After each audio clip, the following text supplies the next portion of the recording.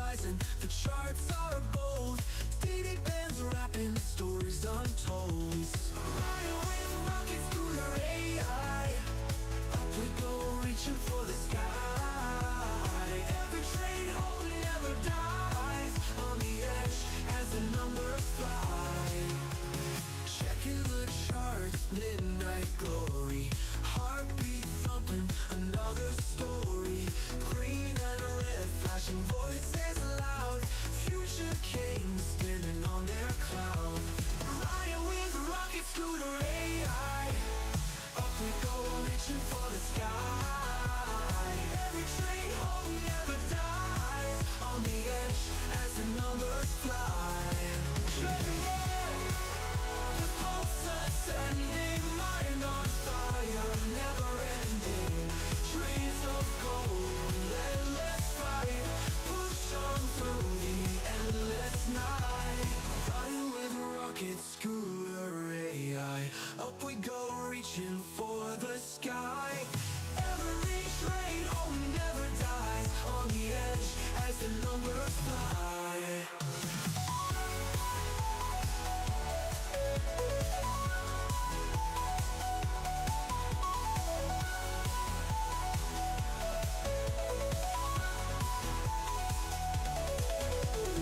Checking the charts, midnight glory. Heartbeat thumping, another story. Green and red, flashing voices loud. Future kings standing on their cloud. Checking the charts with their AI. Up we go, reaching for the sky. Every trade hold never dies. On the edge as the numbers fly. Checking the charts, checking the charts. Midnight glory. Sanctuary in all its blending. Mind on fire, never ending. Dreams of gold, endless fight. Push on through the endless night. Push on through the endless night. Push on through the endless night.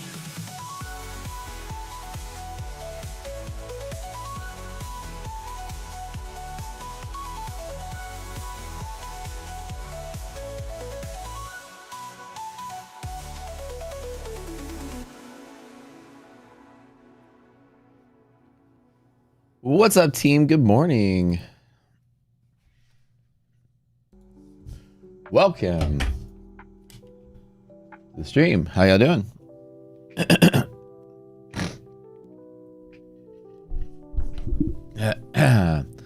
Sorry for getting started late here. How are y'all doing, friends? Good morning.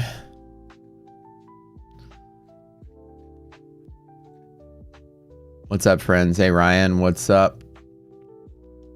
Trady. What's up, Kevin? Gabe. Morning, all the mods.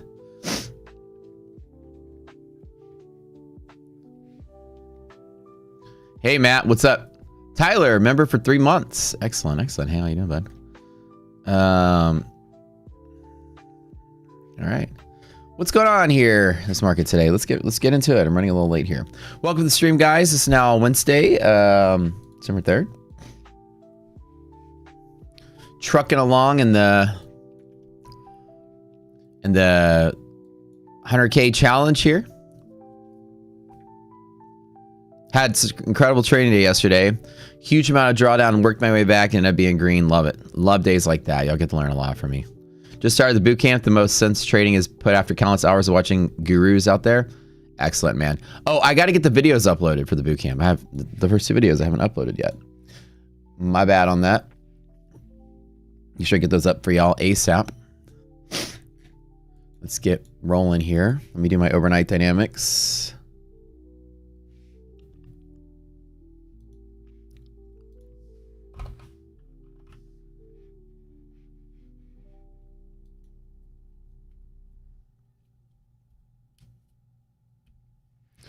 They are as follows. These are my levels from last night.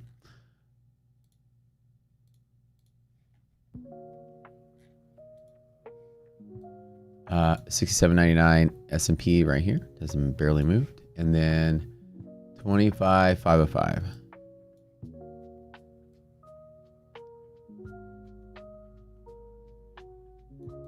There we go. All right. Now, this is the question. Is today a big sell-off day? Is today the market inches up higher? Nothing's bullish. I mean, nothing's bearish yet. All the signs are bullish. Everything looks great. We have some data coming out.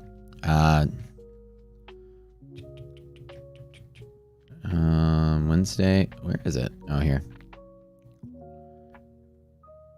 ADP non-farm numbers. Did it not come out yet?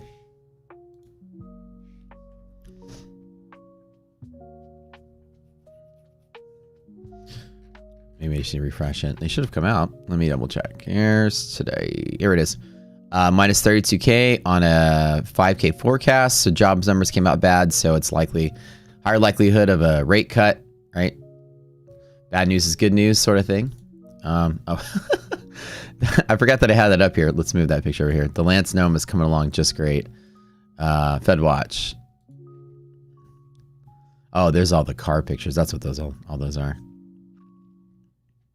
Thanks for typing in, guys. Should be bullish for rate cut. Yeah, Aspen Atlee just wrote that. Yep, you guys are right. Bad news is good news, right? I've entrusted you with Rocket Screw when he dies, right? So, all right, Firefox, thank you for the note. So when I die, Ryan Wade's going to take over Rocket Scooter. The problem is he's going to call it Pickle Scooter. There's going to be pictures of my dog everywhere. There's not going to be monthly hedge pressures. There's just going to be nothing. There's nothing on the chart. So pickle pictures. So you guys are doing my successor I've chosen. So it looks like we have, yeah, so I guess just moving off of that.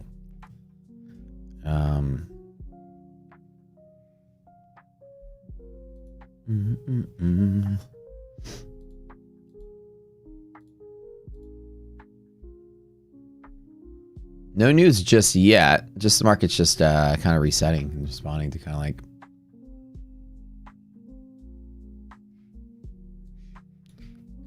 back to the open. Oh, wow. Is this a big sell-up day today? Full disclosure, I was short in one of my Finex accounts.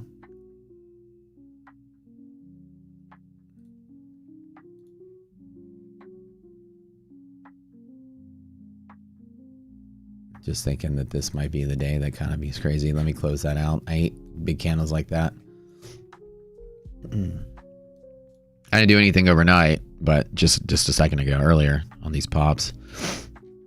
Popped a little short there.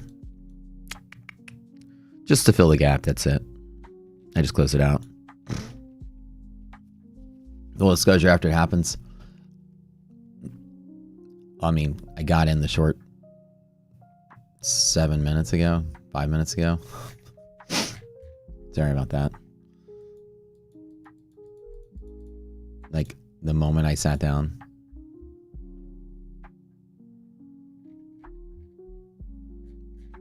Dang, I could have held for a little. I could have held for more. Shit. Well, that's good. I don't know what's happening there, but my suspicion was that this is going to be one of the bad. This is probably going to be the bad day.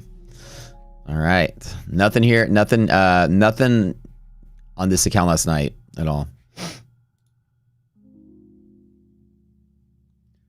Let's see.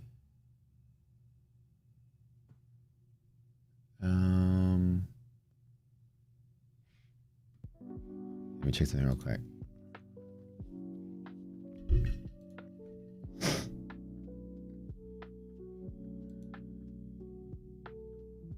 I'm just playing the range on like in this environment, just trying to.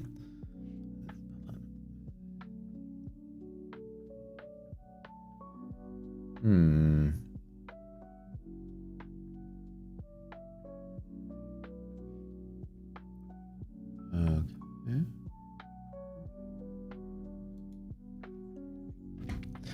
Let me see what news is like. If there's anything coming on that pipeline here. Where's my news?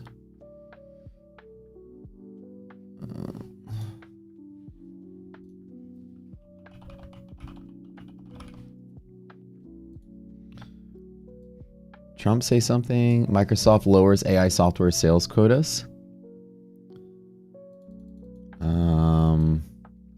That could be it.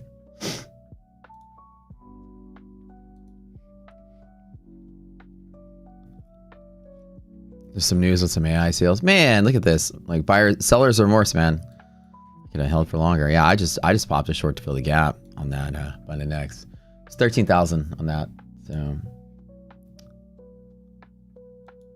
good deal.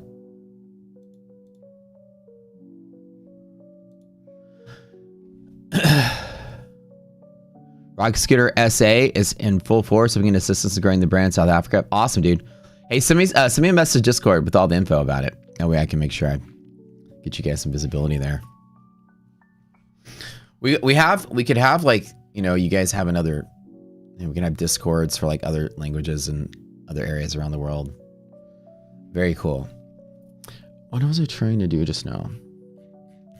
Dang, market just dying out. I was thinking today was going to be the red day. I was actually thinking yesterday was going to be the red day. We're overdue for one. That's nuts. We fell all the way to MHP. Now the question is, do I want to long on MHP or not? Like EST every single time. Let's grab a play on this line. And that's probably the worst decision I can make right now. But we'll see. EST run on the line. Well, we're below yellow line, so the problem is I don't think I'm going to get a big bounce off of that, but let's see.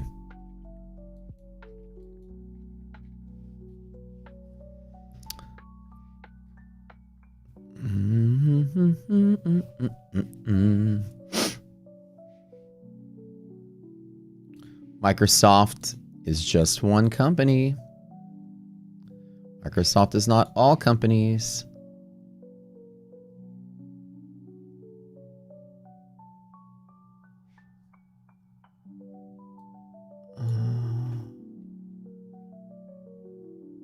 Although that might cause some turmoil. Nvidia took a little dump on that too.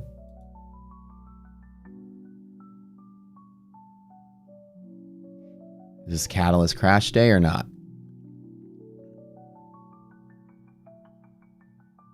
Bye-bye. All right, yeah. I'll play again if we get back on the top side of that. Let's go ahead and...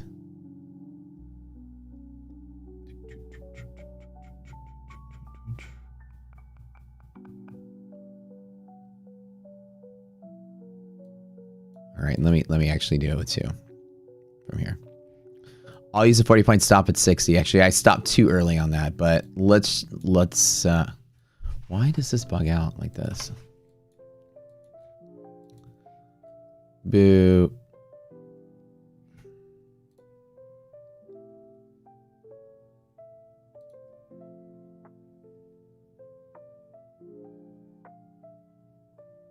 Why does it do that? Like, I'm not clicking the button, then every once in a while, it'll just plant it. See? I didn't click the button, and then it bugs out. Weird.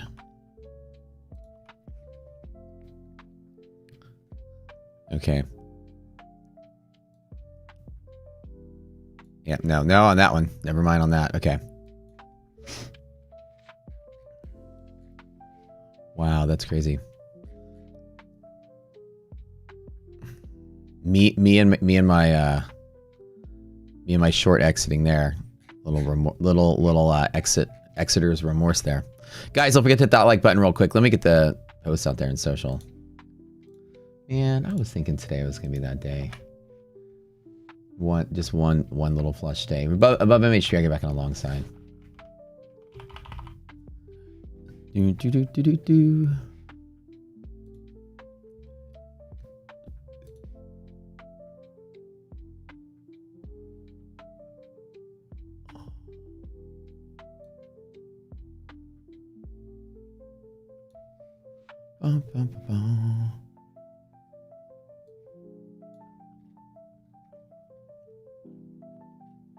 Okay. Dun, dun, dun. Lower DD band tapping. Wow, dude. I guess any AI news the market's like extremely sensitive to.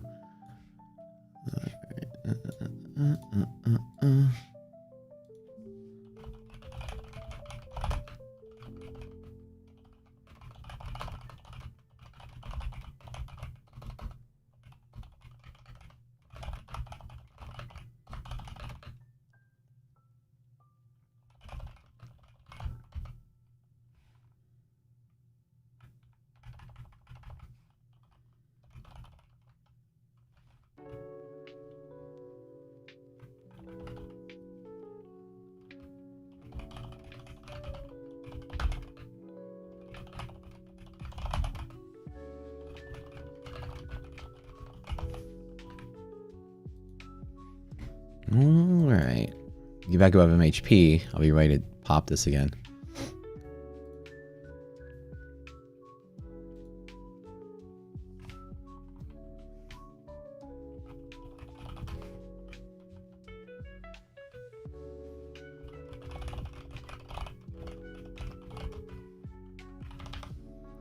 Bum, bum, bum, bum, bum, bum.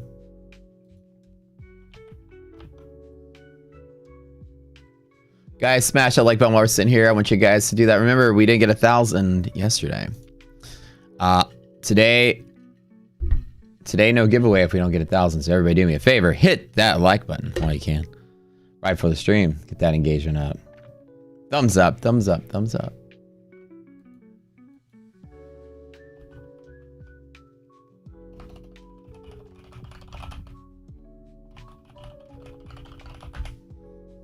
We lost that yellow line, created a little bit of extra volatility. We lost MHP, extra volatility. Not touching it here, but anything above orange, I'm backing on the long side. But this is a big gap down, so if we have anything with res, remember, this is just AI, right? So I don't know if this is triggering all the stocks. A Microsoft news event. Microsoft is not all companies. So,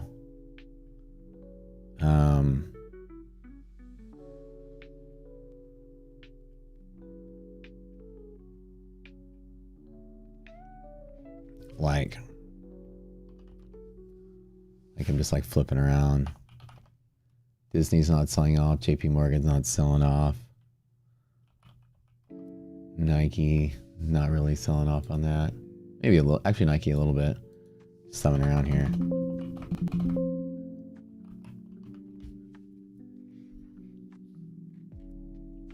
So entries off of 373 to the long side or 505 reclaim, I'll take the long up. CAT is active on this one, correct, yeah. So let's write it real quick. So Catalyst is something you learned. Risk interval yesterday, NASDAQ here, 230 off the run here would be 422. I'm gonna draw a line at 422. Oh, dude, I'm so far behind. I wouldn't normally bet on that cat line. We don't break it. So below 422, a catalyst is active. In our training, we don't trade when there's a catalyst active. So you see how it fell exactly one risk interval, you guys? Remember yesterday's class? 230. God, we had the class on it yesterday. NASDAQ 230. 230 from the go. It fell exactly one risk interval. Isn't that crazy? That's how accurate those numbers are. So that's when I tell you when things fall really quick, it usually will hesitate at that one level and try to find liquidity. Oh, it's beautiful. When people say structure the market, we have the magic structure point, right? Not some ICT algo or something, right? 6150 at the top here. So that would be 95.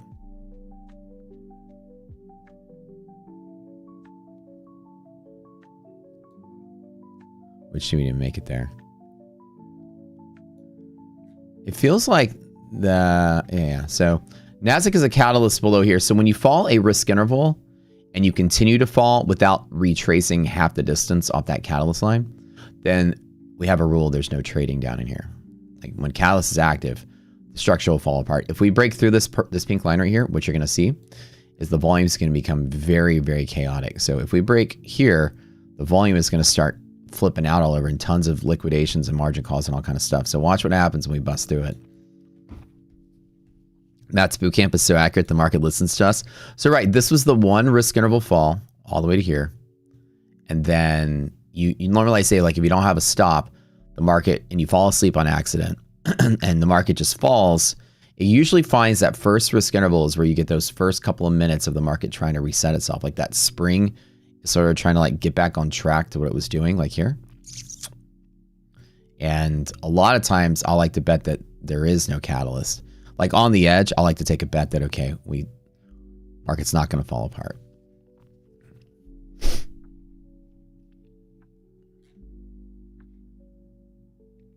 So Microsoft lowers their AI software sales quota, and then there's just like any damaging news on AI is going to make everything kind of tank for a little bit. You're in the action. Yeah, I was short in my fund and X accounts, and then right here I tried to grab the dip after I closed these out and at MHP, and it pulled me back. Purple line is the risk interval distance from the event. So the event, we call it the anchor point, is the top of this candle, and from the anchor point, we fell exactly one risk interval on NASDAQ. Isn't that crazy? So this is a big, kind of like a big nasty day. At least on the open there. Do I think we can rally from this? I think so. But we'll see. This is the big sell-off day. This is the big sell-off day. Normally at the edge of cat, I like to take a spot just to bet that it doesn't fall apart. So to bet that, okay, Microsoft and AI stuff has happened, okay? But is that the whole entire stock market? So right here on the edge, I like to try to at least take a stab that it doesn't break. If we break through that, then market's pretty much dead. I've got a lot of distance between here and here, 22 to 75. So that gives me 55 points to the DD band, which is I long every time, no matter what. Now below catalyst, the rule we have here is no trading or sit out below.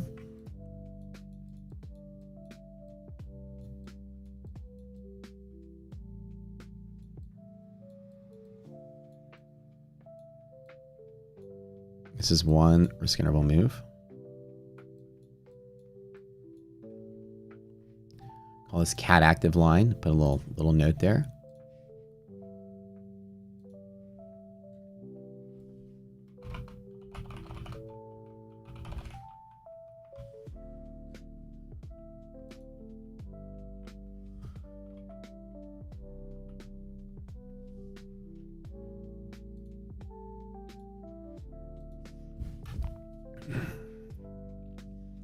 Microsoft is not all companies, it's just one company. So, is it going to trigger an entire sell-off today? I don't know.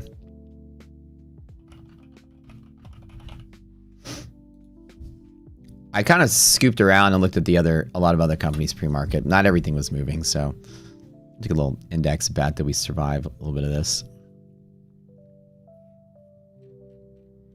So very careful when we open. We're going to see what happens with resilience. Like how close are we? And plus we had some data today. We had bad jobs data, and I guess the bad jobs data is now being realized, plus the Microsoft news. This is like a little bit of downturn. I will say that for the rest of the day, we have the S&P global numbers at the 45. The 15s, we just had numbers, and then right at the turn of the hour, ISM on manufacturing numbers coming out on the hour. Yeah, bad jobs data is a more chance of a rate cut, right? Bad news is good news, obviously. Just scalping on this cat active line here. Let me put that 1,000 in my pocket real quick. Usually it'll bounce around there for a little bit. So I took a cookie scalp for just 60 points or whatever it was I got.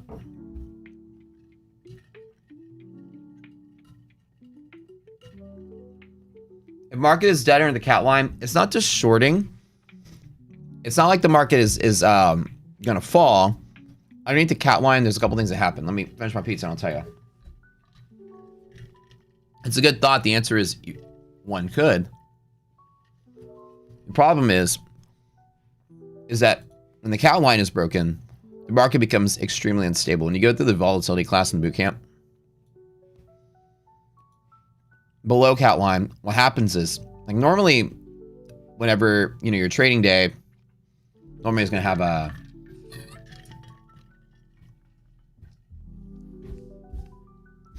normally your trading day is going to have volume at the start of the day that's really high, right? And then as the day progresses, volume dies out around lunchtime, and then the volume gets bigger towards the end of the day. When a catalyst is active, that volume starts to get sporadic and grow. Like, this is an example of no catalyst, is an example of the catalyst. So it's sporadic and choppy.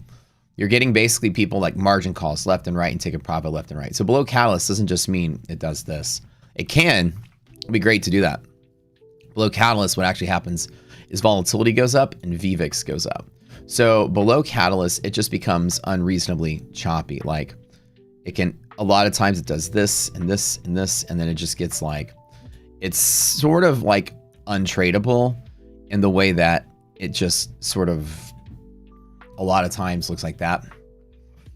While it is maybe trying to go lower, the market is just crazy. Flip-flopping, all your signals are going to be wrong. All your indicators are going to be late. I mean, nothing's going to work right. When catalysts act, the market's purely irrational. People are, if the market can't hold that structure risk interval lower, then, as we talked about yesterday, the tracking algorithm is like detached, right? It's trying to catch up, but then people are like liquidating and having margin calls, and big orders are coming through the pipeline. And so that little spring that's attaching this to the futures, attaching the futures to the equities that it's tracking, kind of snaps. And then all of a sudden it's like it can't easily get back into control. So what happens is it's trying to do something, and then it does something else and does something else, and it kind of like diverges a little bit. So below a catalyst, below a risk interval, we say a catalyst is active. So when catalyst is active, one of our major rules is sit out every time, no matter what. Like, no matter what you think is going to happen, down here is the first practice in market avoidance. If you sit out, you're going to look at it at the end of the day and be like, "Well, I'm glad I didn't do anything." I'll give you a tip. No, not investment advice. You can do whatever you want. But I guess sit out is not investment advice because you're technically not investing anything. So I can give you all the sit out advice in the world I want. If the market goes below that purple line, do me a favor. Paper trade in your head for the day. Just do it. Predict where you think it's going to end up by the end of the day. And then don't do anything. And then at the end of the day, come back and see how wrong you were, and let that scare you out of doing anything below that purple line. Everything you think will happen will not happen. And you will be a headache to trade. That's one of our rules. Why I started market's dead. So market isn't dead. If let me start over. I would say market isn't dead. More like structure's broken, right? So nothing's gonna work as well as it does. That if you have something that's high odds, VWAP usually bounces, or whatever you do, it's just gonna not work as much as you think it will. Because you're gonna see that volume start to grow. That VIX is gonna get out of control. And just what happens is that we've learned over time is that below, when a cat is active, don't use resilience. Right? These are rules we have. Don't use any resilience numbers or GD numbers as a confluence. Like, you think resilience is strong, we should fill the gap. When catalyst is active, everything's irrational. This has detached from the stocks it's tracking, and it's sort of out of sync. So even if the stocks look good, the index may still be getting squeezed. So when cat is active is a very nasty sort of thing. S&P's risk interval is huge though. We didn't get close to it. It's down here, right? So S&P hasn't triggered that yet. And NASDAQ will be active when S&P's not. The reason S&P hasn't triggered that yet, take a guess. How come NASDAQ fell risk interval, but S&P didn't? You guys got an idea? That's a YouTube short. Yeah, you like that? So you messaged in Discord regarding the logo. High quality image to work off of. Okay, I'll send it to you later. Yeah, why? Right, this is a tech thing, right? This is a Microsoft thing. A Microsoft thing is not an all stocks thing. So the S&P is reacting to how much it's weighted into those tech stocks, but not everything's selling off. So you wouldn't expect the S&P to be in that same setup. So isn't that neat how risk intervals work? NASDAQ is very tech heavy. That tech news took us right to the boundary. S&P, halfway there. There you go. You guys nailed it, right? Perfect. So it's neat that you're actually seeing that structure, right? And when I say Microsoft is not all stocks, I'm really referring to this. Not all stocks are going to be caring about that. And this could be a dip to buy.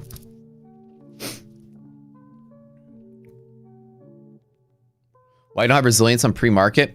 We don't do resilience pre-market because the stocks open is the most important thing. Where the stocks open is the highest volume for those stocks, therefore the highest liquid point.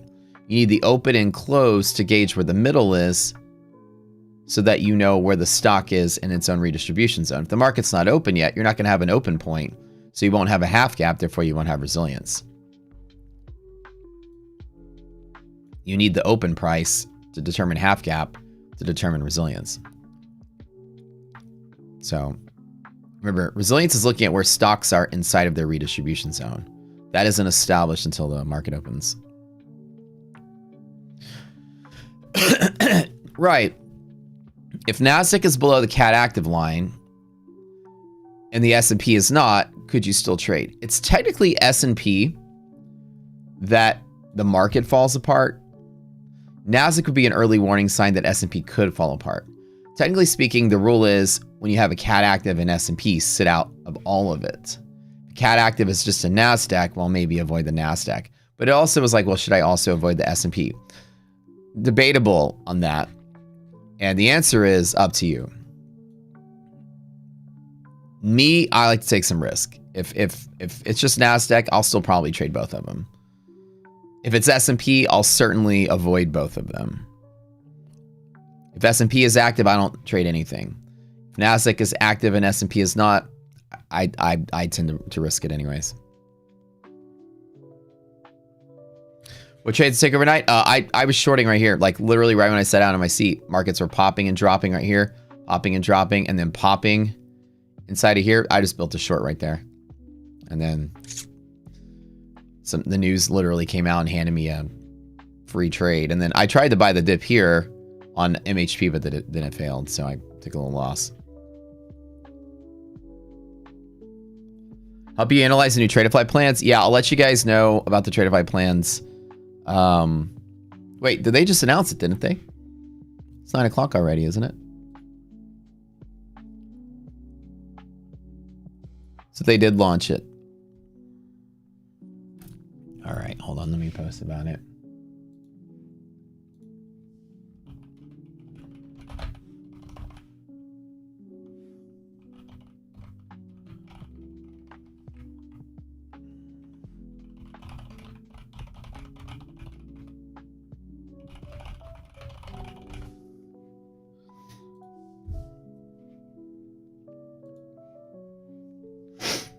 Oh, back to MHP. Should I?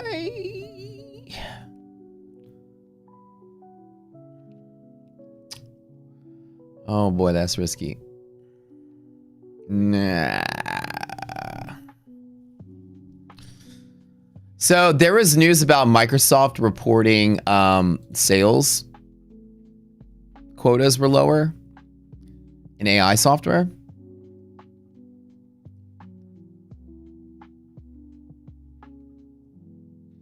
And the market just decided to freak out.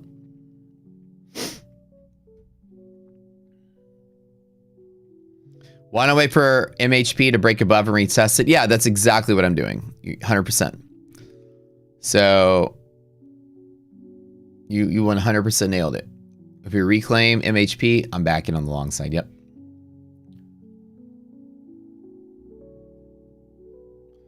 If it bumps above MHP, I'm backing on the long side. Yeah.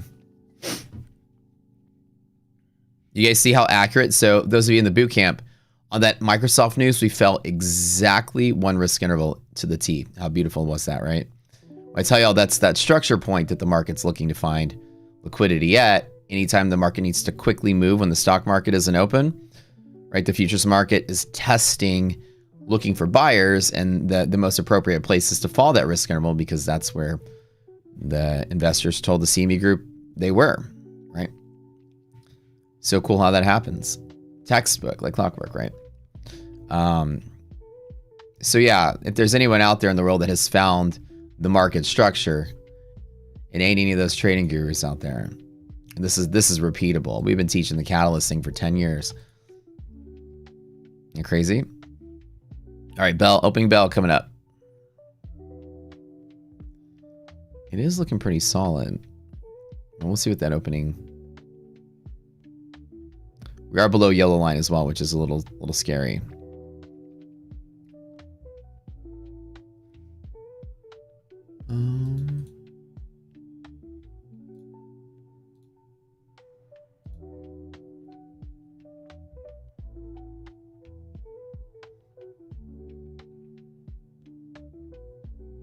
The black van's on its way to Matt's house right now. We know the structure of the market. But the CME group literally tells you they have these things. It isn't a surprise.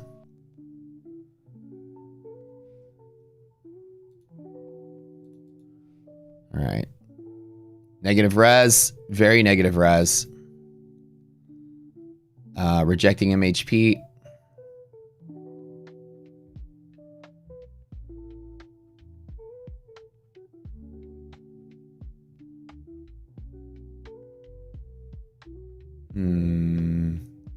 Downward play today. Negative res, boxes resistance. This might trigger a further catalyst to the downside. So I think shorting is the play. I'm gonna open up a short on this on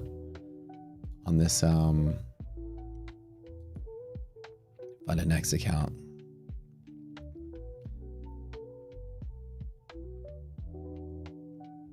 On MHP, reject. Minus 34, minus 10, which means the open is resistance. Yeah, it's probably gonna come down. All right, let me take a couple here. Probably the. All right.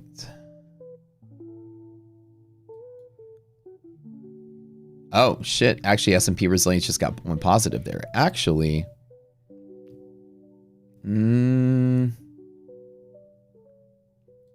okay, let me not do that.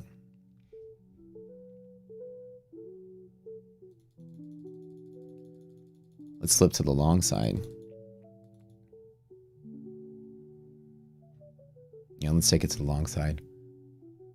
Okay, I've flipped everything to the long side here. Resilience is good. Let's at least go to fill the gap. I don't know. This is tricky.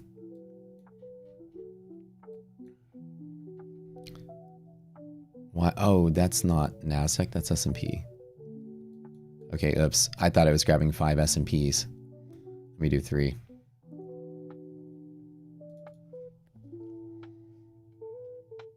Oops.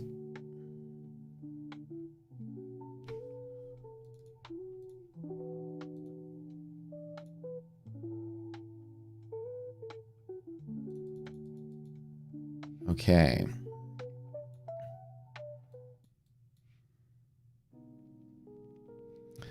$44. Resiliences are positive now, so I'm going to take the bet. I'm going to hold through whatever. I'm actually going to add to it. Illiquidity pocket. Oh, dude, this can bounce all the way back up to the top. This structure? Shit. Okay, I'm glad I flipped.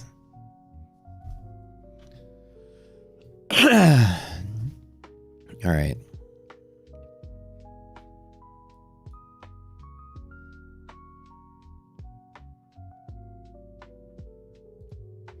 Yellow line.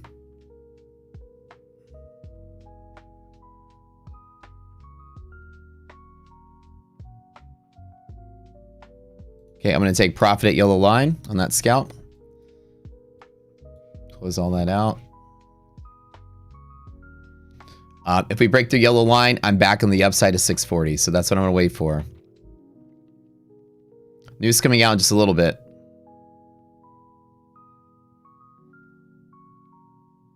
$45, so we got news. Yellow line is at interrupt resistance, which will probably be something we're fighting. Resiliences are strong enough at least to try to fill the gap, which is what we saw here.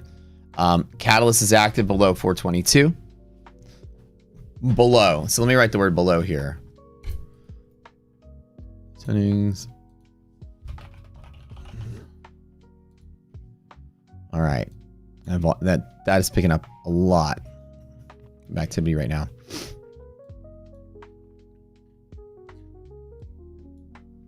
Microsoft is not all stocks. That's why I'm looking at this like, okay, things will probably possibly be better. All signs are good. Resilience is going to try to fill the gap this way, but the yellow line is going to try to reject it downward. So as we learned in that illiquidity pivots class, is that while there is a desire for this to fill the gap here, which if we do, we're in an illiquidity pocket, which we all know what we call the RB straight here goes all the way to there if we break. So if we break, when I draw 3 slashes means if we break, there's rejection pressure off of that yellow expected. Those illiquidity pivots are strong.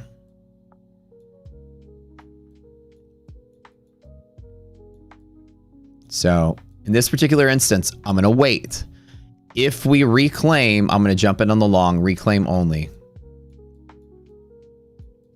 Other than that, I'm not buying any dips.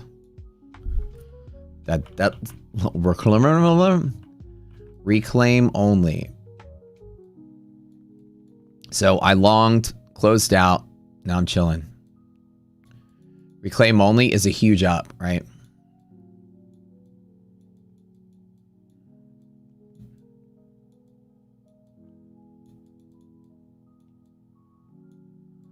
Longing on the reclaim only. Expected inside of here, avoid.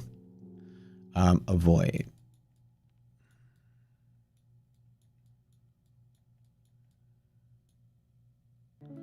Avoid this. That's the rule today. So resiliences are good. That it's going to try to fight things off, but Nasdaq is the one that's kind of getting beat up today. Let's double check Microsoft because that's really where that news came from. We also have news coming out in 9 minutes. We have the you have some ISM numbers coming out. Non-manufacturing PMI. S&P Global comes out in 9 minutes. ISM comes out in 23 minutes. So global S&P Global Composite PMI, Services PMI coming out in just a little bit. After that, construction spending, the ISM non-manufacturing numbers come out right at turn of the hour. So we're going to have some event and catalyst moving this market around. Positive resilience, though, it is going to fight. It is going to fight to try to fill the gap. If we do reclaim or yellow, it goes all the way back up to here. So we know inside of IP, you guys call it the RB straight. I'll jump in that long every time with positive res. Right now, the thing is with resilience being positive, it's going to try to fight its way up.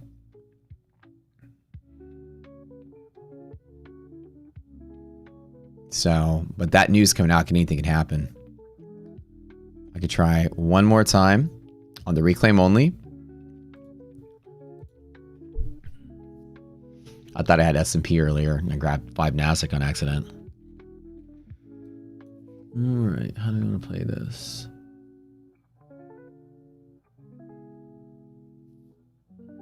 Simba Claus. Is Brett wearing a Santa Claus outfit? The orange line is overnight monthly hedge pressure. So basically, the new Tradeify plans that came out, they have flex plans and daily payouts.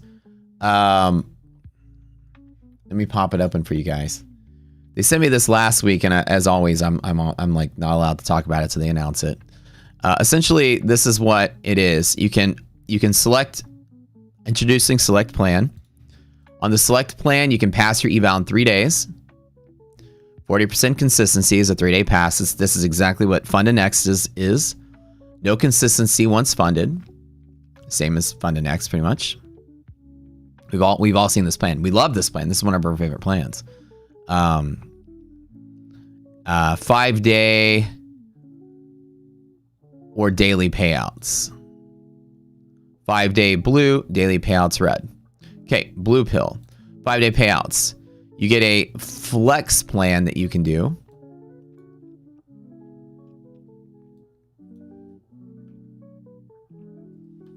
That when you select whatever your flex plan is, whatever your account size is, these are different payout structure. Your max payout is here, here, or here. Trailing drawdown on the flex play. So this becomes very much like the TPT or the My Funded Futures daily payout thing they have as well.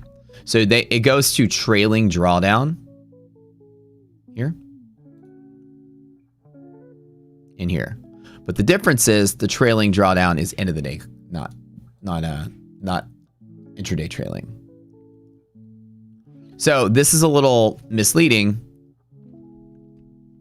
because it says trailing drawdown, but it's end of the day. So what makes these plans stick out and are awesome is that the flex plan, one of them is like top step, one of them is like TPT for the most part.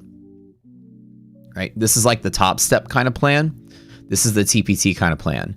And the trailing drawdowns are all end of the day and not intraday trailing. So it's like my funded is intraday trailing. TPT once funded is intraday trailing. This is the first industry first end of the day.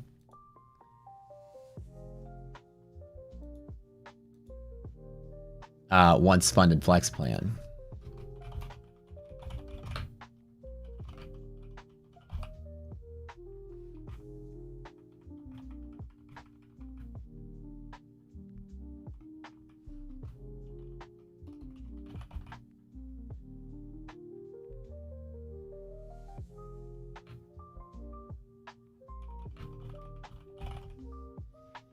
So it's the industry first, end of the day drawdown flex plan for daily payouts.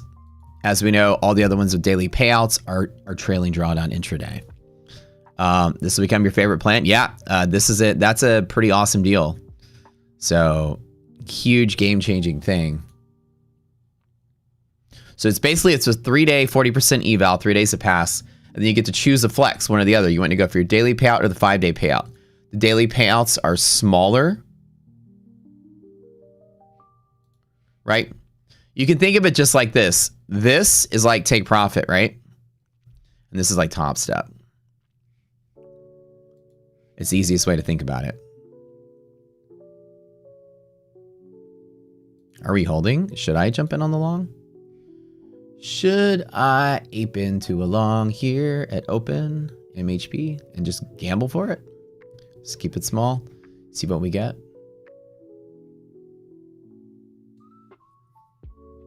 That news coming out soon. Anything can happen though. That resilience is doing pretty okay, but we're still in that kind of weird spot. I don't know if I feel it.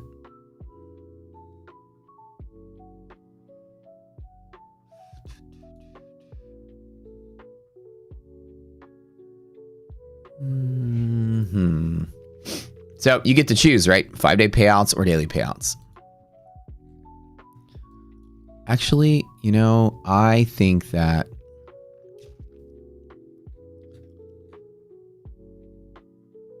I grabbed 2 spot, something small. I don't know if I like this though. Resilience is positive, so wants to fill the gap. So I'm keeping it light. I don't have full confidence, so I'm just keeping it light. Yeah, the flex plan is pretty nice. You get 2 options. You want the bigger payout for 5 days or the daily payout. But daily payout intraday drawdown, daily payout end of the day drawdown when funded with 40% consistency might make that the best plan out there for that style. That's pretty solid. I had a phone call with Brett like 2 months ago to talk about the Grand Cup. And he was like, dude, we're cooking up some crazy stuff around the holidays. He was like, just wait. He's like, the stuff we're coming out with is going to be game changing. And they, you know, they all say that, like, oh, we're doing the next big thing. This is huge though. I didn't expect this. When they showed me, I was like, okay, this is pretty big.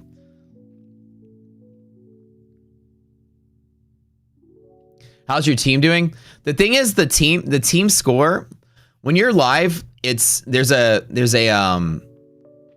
what is it? Like a trailing draw, or like there's like a drawdown, or daily loss sum and all that stuff on this live account. The live account is sort of bogus when it comes to a competition. Almost everybody out there has blown up, like almost everybody, and the entire competition has blown up their live accounts. So the team score is just everybody's score added together. There's no more top 20. So essentially everybody's like in dead last place right now. Yeah. You're my number one? Oh, heck yeah. It's interesting how the score is working. So essentially, if you busted, the bigger the team, the bigger the negative score. If you're a team of 3 and everybody busted, you're in first place. If you're a team of 10 and everybody busted, you're in last place. So it's weird that it's ranking people based on the team in first place has one person that's made money. So the team scoring is, you can't really do it, I guess, in this environment. News in 20 seconds, guys.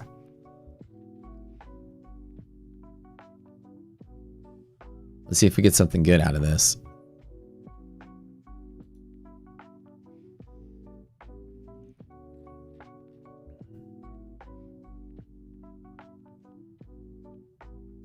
So Rips was like last night in like dead last place with like negative 20,000 bucks. But because he had a bigger team of lives, they're adding up the top 20 people. And so you have people that hit their 2,000 limit over and over and over again. Even though it has more people winning than a team with one is in first place. So it's kind of like the teams are like the bigger. So, I mean, essentially the live plan is very hard to navigate in general. So a lot of people busted in all the teams. So the rankings are just sort of like shot because there's not really a team anymore.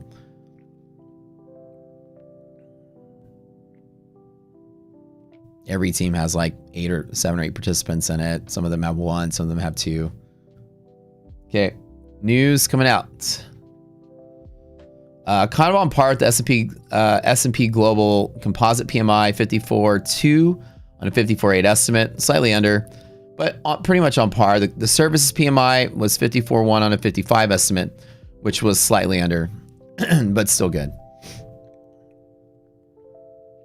But also, the live accounts also have parameters that prevent, they're really strict on how you can trade. It's really hard to navigate. I think you have a contract limit and a daily loss limit and a max loss limit. So all the live, even like Tradeify's real live account is also really hard.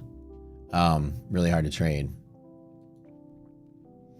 For the same reason. So any of these like firms that have live accounts, they'll be kind of hard to navigate, and then people are just, there's such a tight limit on it. It's very easy. People are busting like in the first and second day. Just grabbing the wrong first trade, and you're out. I don't think this is going to take off. Resilience is back to being negative. Not cool, man.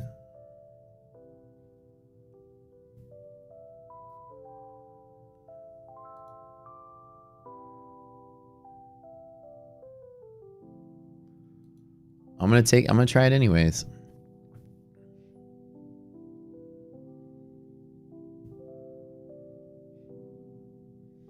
S&P is still okay. Risky day.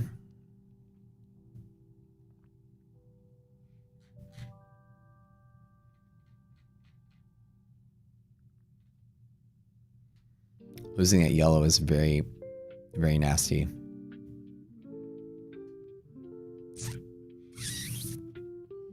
I don't think we're gonna get a move.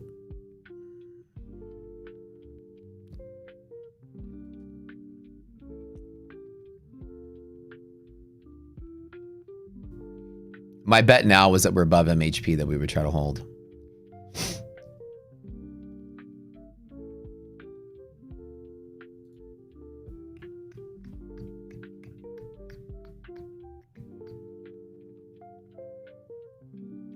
ISM in 10 minutes, yep. Can you guys do me a favor? You have 12 minutes to hit the like button. No giveaways unless we have 1,000 thumbs ups by 9 o'clock, which is in 12 minutes. Everyone hit that like button. And today I mean it. We got to get the numbers up. The enforcers are in action today.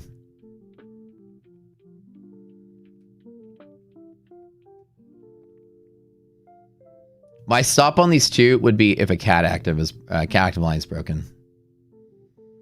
So I'm giving myself 80 points to just get out if I'm wrong. So I've got essentially just playing 2 down here at the bottom.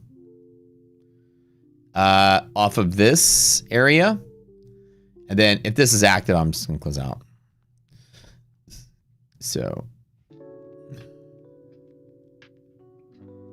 But it is looking pretty bad.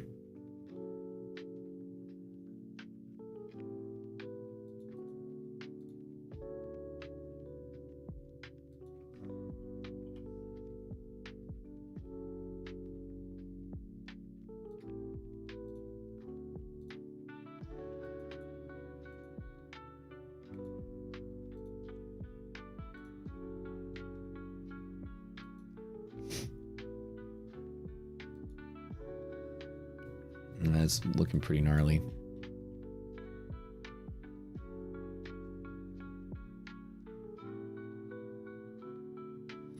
Nvidia losing MHP. This is where you got to pay attention.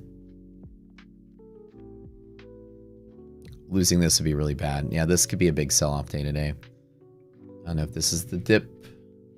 It's going to turn us up, but if this falls, I'll probably just not do anything else. Just chill on this. This sort of like look is not...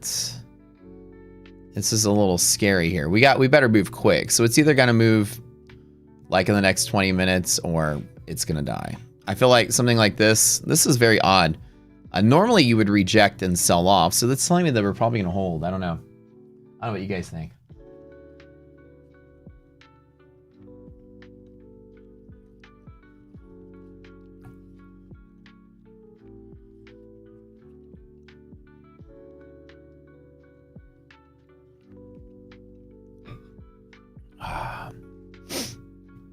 Let me try.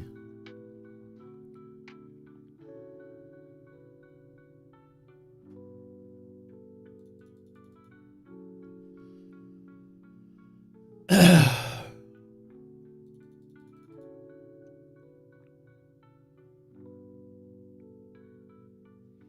think we're waiting just for the next news event to come through. If we somehow break with momentum, it goes all the way back up to the top. That's the one thing that is cool. So if we break inside of here, illiquidity pocket, there's a handout that we have on this particular trade. If for some reason we reclaim half gap, it goes all the way to there. So anything above this yellow is a move to there. Right now, I'm just taking a trade just in case we snap through it to catch the whole thing. But likelihood of that is much lower. It's low because the Nasdaq stocks are below half gap. So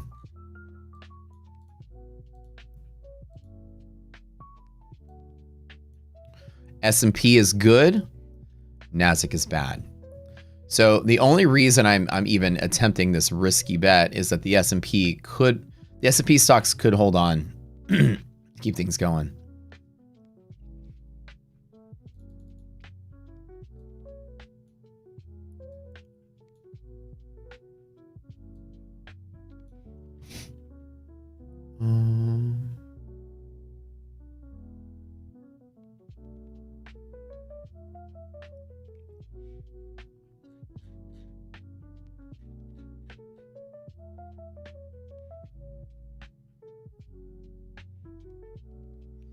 There's still enough juice in the S&P. So hopefully this doesn't hit the cat active line. That's the bigger bet I wanted to take. Is that we didn't break out of this to the downside.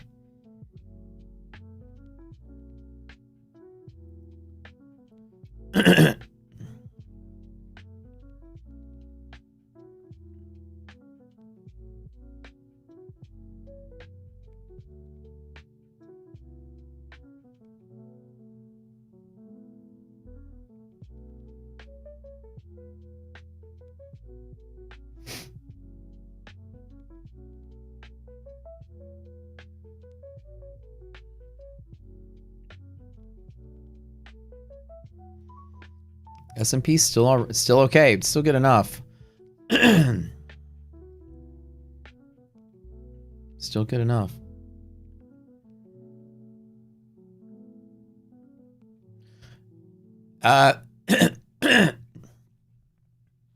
It really doesn't matter which one you trade. They're going to do the same thing. Nasdaq has more room to move, though. We're going to pivot. Nasdaq and S&P pivot exactly the same. A lot of times, I preferentially trade Nasdaq because you get more for less commission. And they pivot to the same place. Unless S&P is truly a victor, I don't necessarily choose S&P.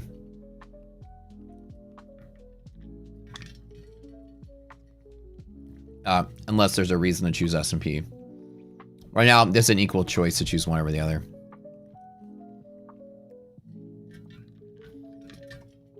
A pizza for breakfast. Bro, she ordered me that pizza.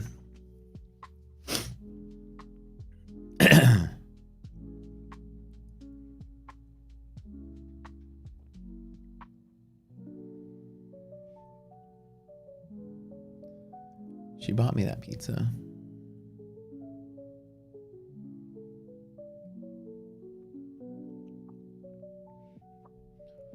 I grabbed it long in my funded next on that dip, by the way. And I'm just trading like one account at a time.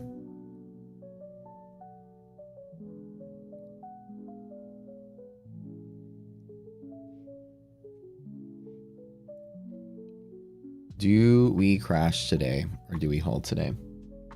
5 minutes until news comes out, and then it's just simply a coin flip from there. S&P resilience is still hanging in good enough for this to play this area. The problem is that both S&P and Nasdaq have margin buffer limit pivots nearby. So now S&P has strong resistance off of that and strong support off of that. You have this like crisscrossing, you know, we know when you break yellow line, it can be extremely bad. Crash days happen when you break that yellow line. So unless we get above it, we can crash, right? So you're going to have that resistance pressure off of this while the stocks are trying to fill the gap. The overall structure of everything is getting pressured lower. These yellow lines are extremely strong pivots, and they are a coin flip, breaking through them and unbreaking them, getting back on the right side of them. It's always kind of a coin flip. So there's no predictability as to how it behaves, other than we know it's extremely high volume and extremely strong resistance from below. As you see, in both instances, it was having a hard time breaking it. I closed that short earlier, way too early on the funded next. All right, I took profit on my funded next just now. It was another like 2,000 bucks. I bought the dip there and then closed out there. S&P, I'm still holding on to it. It's the only trade I currently have active right now. So funded next, I've just been scalping. Take that, play that one safe. Yeah, so NVIDIA is at MHP right now. So this is really what you want to pay attention to on your liquidity map. If NVIDIA above MHP, then we're solid. We should be okay. If NVIDIA drops below, market's dead. Since this is a tech-based, AI-based movement today, competing pressures. Bears will want to short off of yellow. Bulls will want to long off of open today. So you have two competing strong pressures.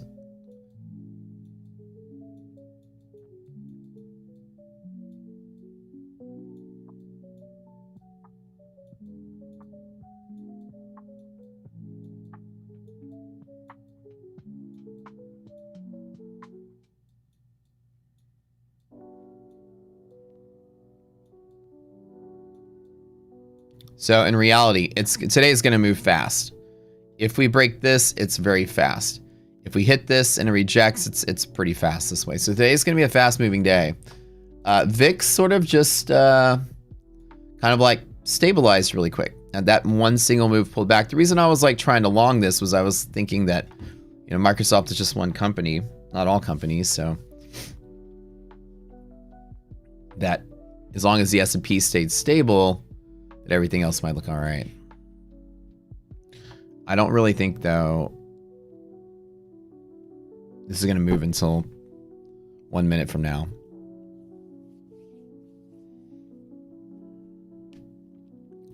If this pops quickly, that's why I wanted to be in a trade. If it pops, it's going the whole way up, and it's going the whole way up quickly. So that's kind of why I wanted to be in something.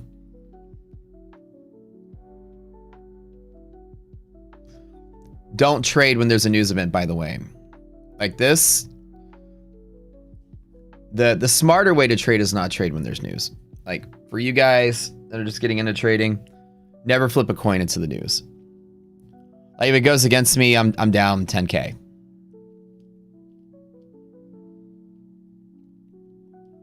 I'm willing to give up whatever gains I had today for the opportunity that this could be a recovery day that rallies. Somebody said, unless you want to, yeah. Unless you know what you're in for.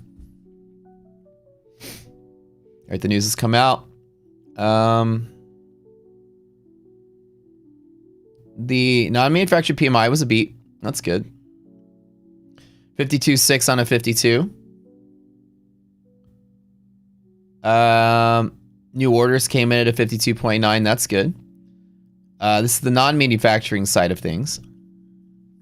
It's not really gonna really turn around the AI stuff.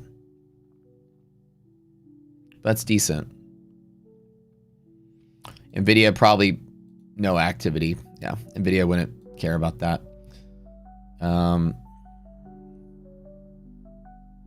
Nothing crazy. So overall, the PMIs came out to be pretty decent.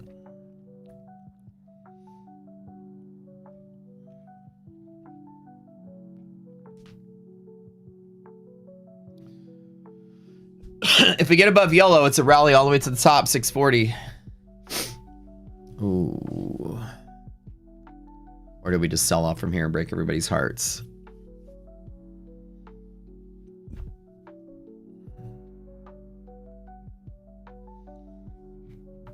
You said look at 6J? Hold on. I don't know if I have that data feed here. I don't know the ticker for CQG. You have to tell me the ticker. Traderify promo code is Rocket Scooter. Somebody said it's a 1 micro kind of day. Yeah. S&P resilience is nice and fine. Nasdaq's back to normal. That yellow resistance is really strong. And if we get above it, then we're golden to recover the whole day up. Which should be nice.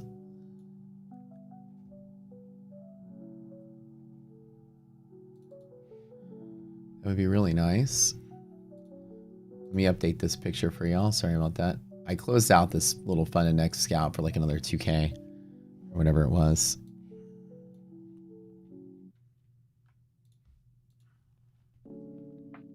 Again, the smart thing is to close it yellow and long again on the reclaim.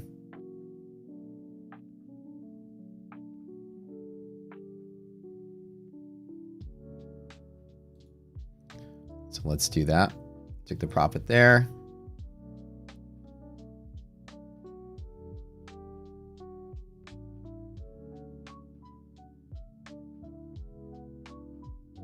The ticker is 6J. No, the entire, that's not the ticker. That's just the symbol. I need the entire ticker string, like what it would be, like the contract code and everything that you're going to look at. Should have went all in. Hubba hubba.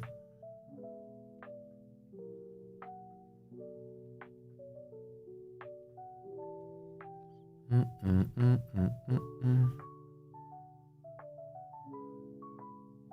on, give me a fat red candle on that yellow. Yeah. So here, hit that half gap with positive res. That's a trade right there. So good. S&P resilience, man. Resilience is never wrong. That's it. That was good. Okay. Let's hover in there because we're IP at half gap with positive res on Nasdaq is good for a fill.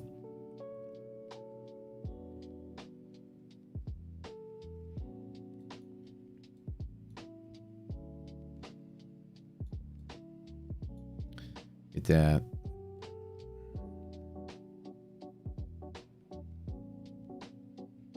Let's get that little red right here. Come on, give me that little bit of a red.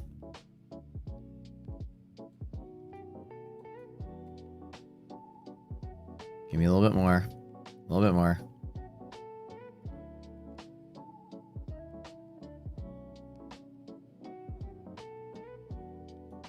Okay.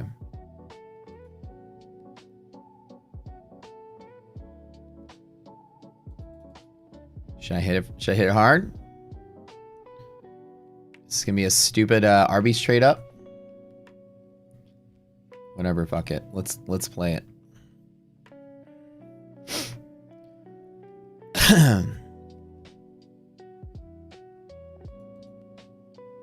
I'll hit it small in one of my Fund Index accounts with just 2 contracts.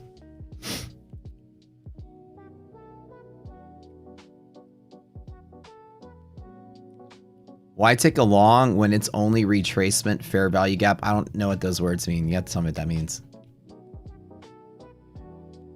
I don't do ICT stuff. The trade that I'm taking is half gap to gap fill, which passes through a bear zone, which goes all the way to bull zone.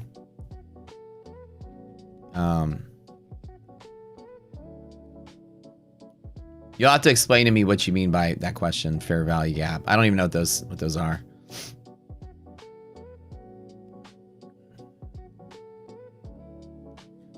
Is the cat line still valid? Yeah, so the cat line is still valid if it doesn't reclaim the starting point. So the halfway point is a good sign that it's probably going to reclaim the starting point. But what the cat line is active until you reclaim what's called the anchor point, the starting point of the move. So this 652, as long as 652 is not claimed,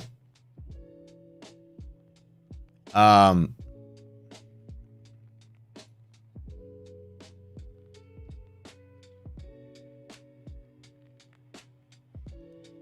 reclaimed here, then the cat active line is still off of this move here.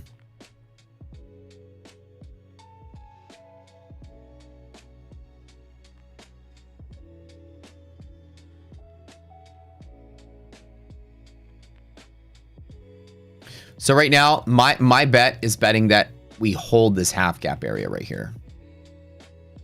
And this holds the open. It's a risky bet, but it's a decent one nonetheless.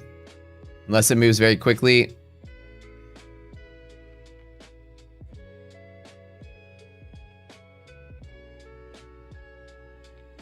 NVIDIA fake out. Res is still good. Res is still good. We're at half gap and yellow is still good. All right.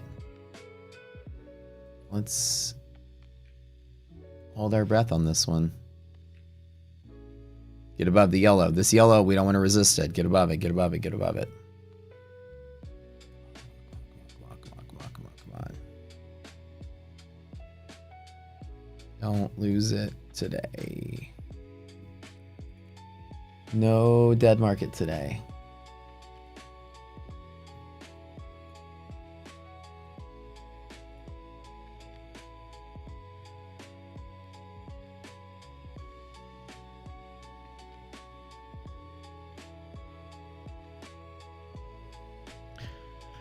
The yellow line is always valid forever until the area that created it. Let me draw something real quick. When the market like moves suddenly on a single day like this and creates what's called an impact line, this illiquidity pivot right here.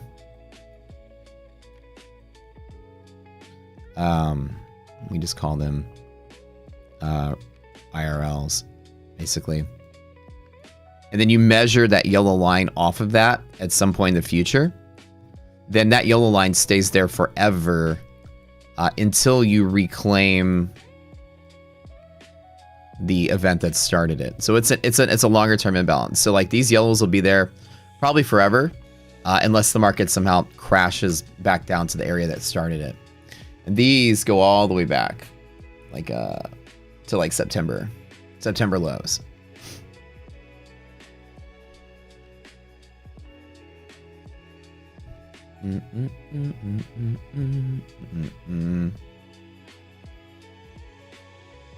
Somebody said play the opposite of the sky and you'll win. Yeah, probably so.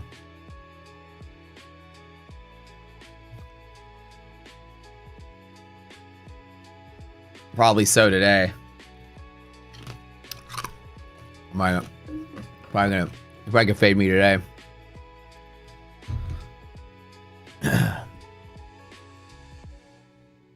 We need oh my bad. Do we need a whoosh fan?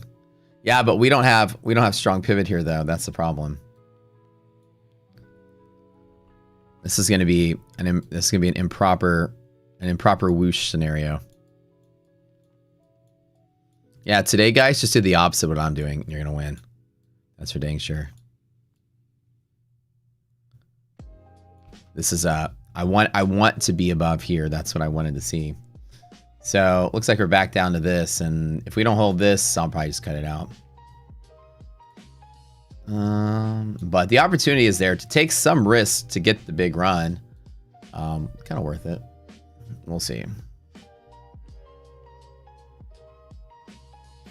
Yeah, and then when you're about to make a trade, just do the exact opposite of what you normally wanted to do, and you should be fine.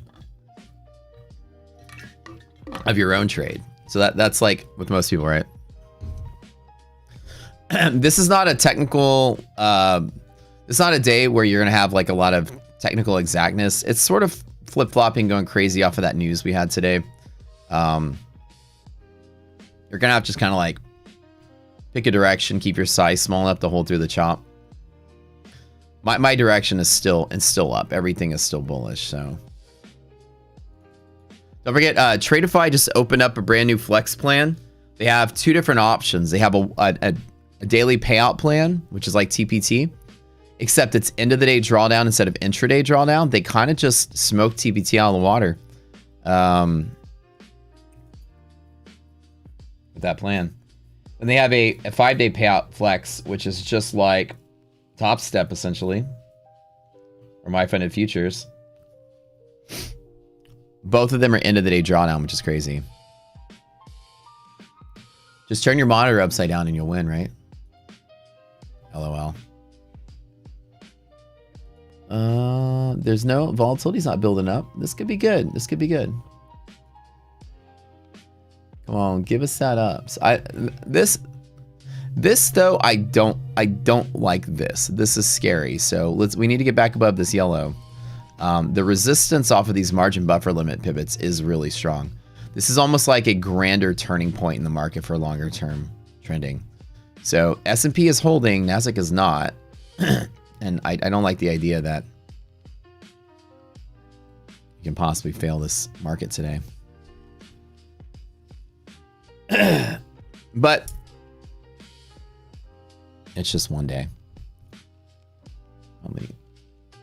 I took a big ass bet too. I grabbed 6 on that one. Is this still decent?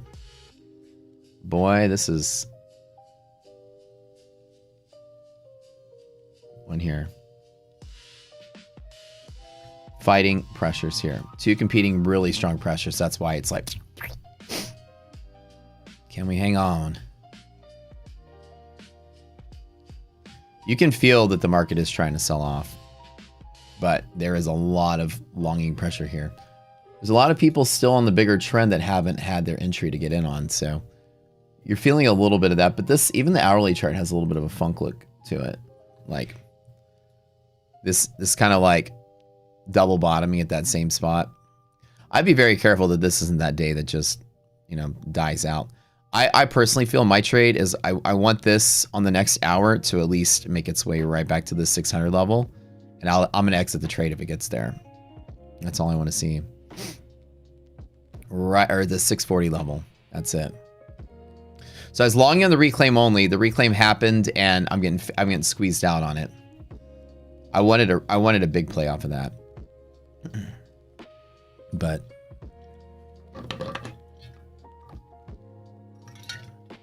VIX is looking fine. VIX is not taking off. VIX is not being crazy. Normally, like in our training, we tell you guys to kind of avoid news days like this when Catalyst is active, or even don't trade through news, and you get big old runs that can kind of just go in random directions. I want to get this move here. very tight, very strong. My goal is just to hold through the chop, kind of play the lows, trim the position down, and then get a solid position on the way up. So essentially trim if I'm losing, add if I'm getting a better cost basis, and then that's it. Now this was kind of sucky because this was the trade I wanted to hold off, or I wanted to hold so I can go off. We lost that.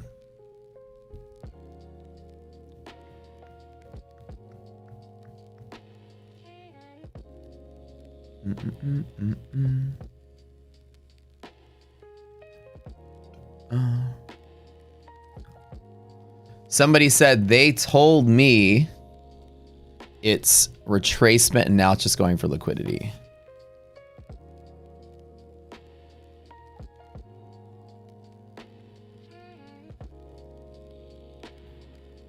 We'll see. We're on the edge of Nvidia. So this is the one place that make or break. Does the greater market have desire to buy Nvidia on this dip at 80? That's it. It's the coin flip on that.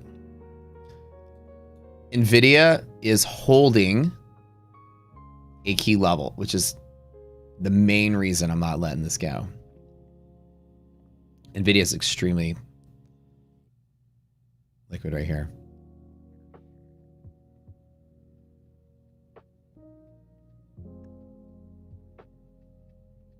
ICT.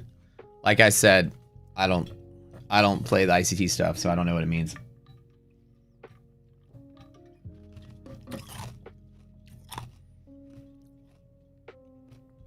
Don't. You'll have to explain it to me in more detail what y'all are talking about. It's extremely liquid here. Like the market's 100% liquid here. So, as long as Nvidia holds 180, I want to be in on this.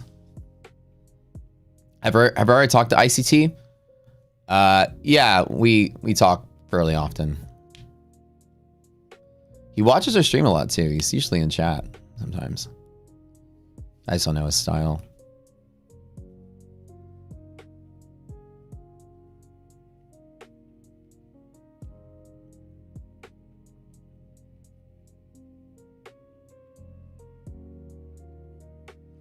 Nvidia 180 is a psychological bear. Well, it's also monthly hedge pressure. So monthly gamma exposure maximum is at 180 on Nvidia as well.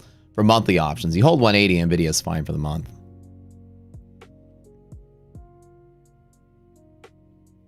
And it's also psychological there. Okay.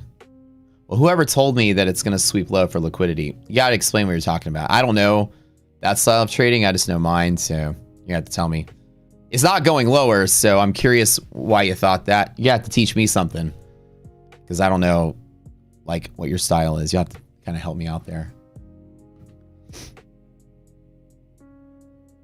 What do you get? What makes you guys think that's gonna happen? I'm genuinely curious because I don't know a lot of that style. Like, what is it that y'all see that I don't see or whatever?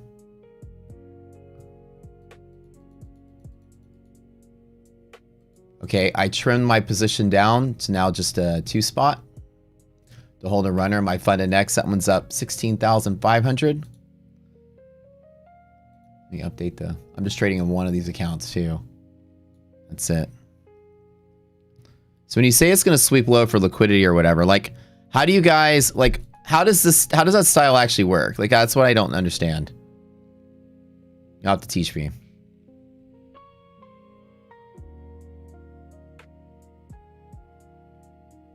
Yeah, so once you pass the eval, you choose red pill or blue pill, basically.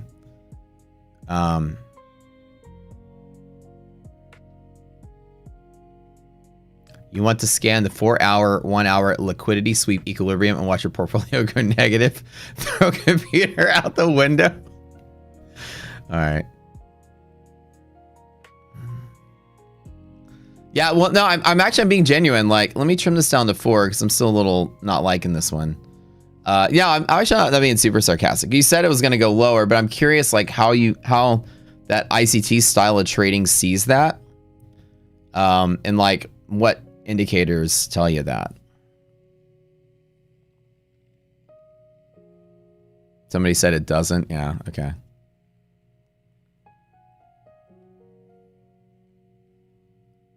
I trimmed out my position just a little bit here, down to 4. I'm still in the red on this account. That account's still doing okay.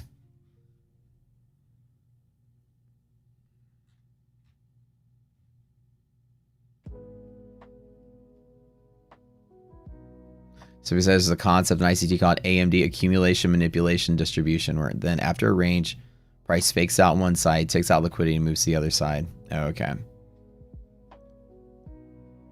Gotcha. Stop. Oh, the idea is stop loss hunting. Ah, I see what you're saying. Okay. It's like essentially like, okay, I see what you're saying. So what you guys are saying is like right here at the bottom, when it finally takes off, there's a bunch of people that longed here with stops there, and then it takes out the stops before it rallies. That's what y'all are saying. Okay. Did I sound sarcastic? There was a dash of sarcasm, a small one. But also I do like learning, so I always tend to like roll my eyes at candle techniques, because it's one thing if after the fact you can say, aha, that's what happened, but in the middle of the moment, what makes you, what my genuine question is, in the moment, how do you see that it will happen? That's my question. So the answer here right now is that this white line is above 0. It tells me that this wants to be here, and this is inside of a pocket, which means there wants to be there. That's why I've got these 2 arrows. So this is like forecastable, right? What is it that you can see on the chart that's telling you this is going to happen? Not when it happens, you can go, aha, see, that happened, right? Like what tells you it will happen? Like that's the part I don't understand about the ICT stuff.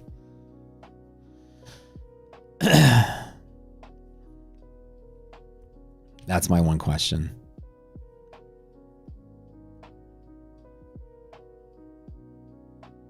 Like, you know what I'm saying? Like when it does happen, it's easy to say, aha, look, that's what happened. But what leading indicator do you have that says, or like, what's your signal that says this might happen, right? Or is it just, you just don't have a signal, or do you have a signal, whatever?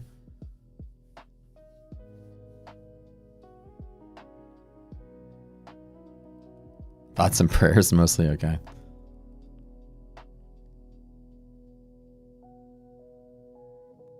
Yeah.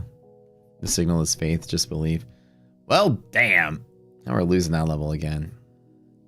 This choppy, my bet is that Nvidia above 180, that the market hopefully holds. But this has just been chopping me left and right. I trimmed a little bit there, still holding on to the 4 spot. I still have my 2 spot up here. Dude, this is an unusual pattern, if you may. You guys like patterns. This is unusual to see this bounce like this. So there's a little bit of flip-flopping here. The tech stuff was mainly the reason. But you can see that the overall market, this white line, is still okay. Like that's pretty decent. And S&P is probably going to look stronger than the NASDAQ. S&P has cleared yellow, which is good.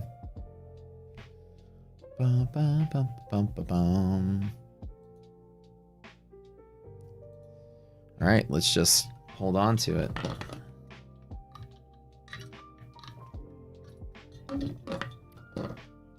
This market is so rude, I know. I almost have regrets of that very first trade I took there. That's the one I'm digging out of the hole of.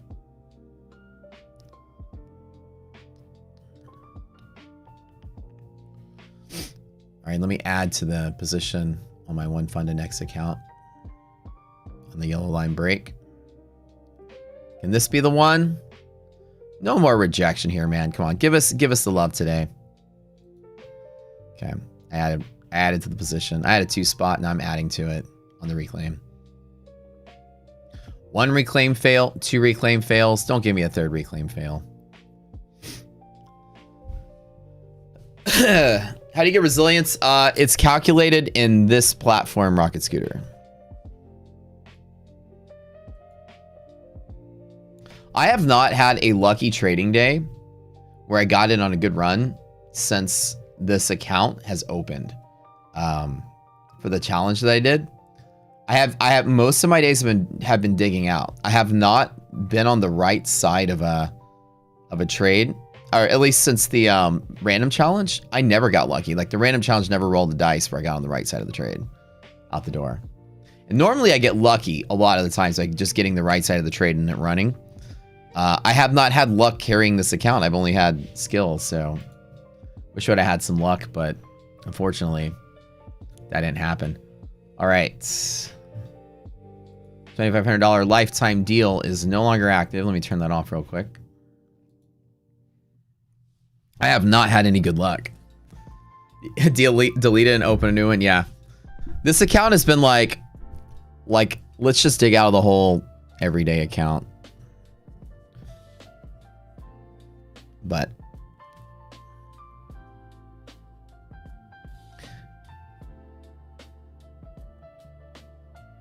Mr. Miyagi, give me some information about it. 3+ candles pattern. On what time frame do you guys look for this stuff? Like when you're looking for it, is there a time for like a candle duration you pick? 1 minute, 10 minutes, 5 minutes, any minutes? Okay, candle displacement candle. So you have move, candle 2 sweeps, number 1's low, but closes within its range. That sweeps all the stops out. Ah, I see you. Okay. Thanks for the info.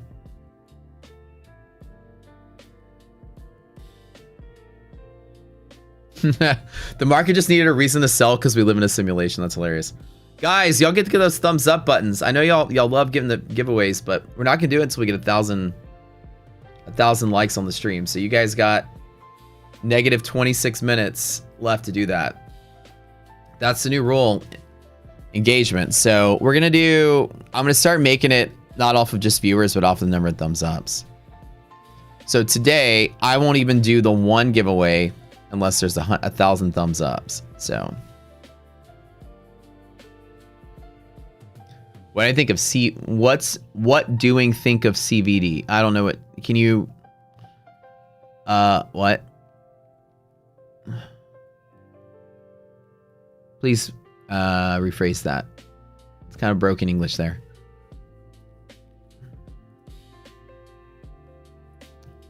Do I normally look for a good 5-minute close? I don't look for, I basically give it a couple of minutes, but normally I let it move significantly higher and then bounce, and then I take the trade off of it. That's more of a feel thing, and that's just to give me a little bit more confidence. Give it some time. Time is arbitrary. When you touch it is also considered a reclaim. I personally like to let it break above and then pull back below and then jump in on it. What doing you? Cardiovascular disease. He saw me eating pizza this morning and now he's just commenting on the fact that I'm clogging my arteries up. Digital video disc. CBD, you're down with OPP? Yeah, you know me. What do I think of CBD?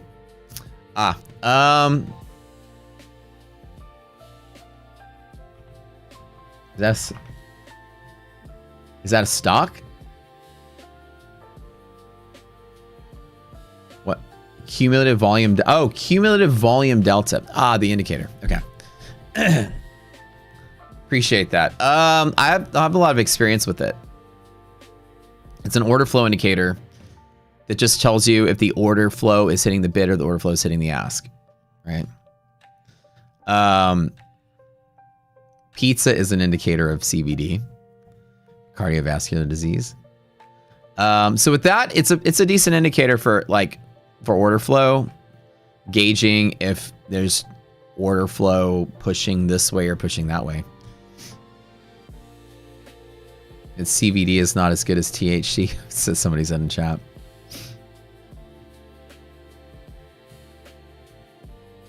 You took a grain of THC oil about 2 hours ago. You can't stop staring at the rocket scooter sign in the back. Good stuff. Good stuff. This day is turning out to be not so great. As far as like movement goes. VIX isn't responding in any sort of crazy way. VIX is sort of just hanging in there, so maybe we'll get lucky. We'll see. I don't really know, but hopefully so.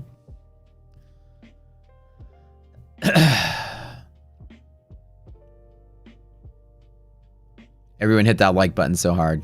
Get them thumbs ups in there.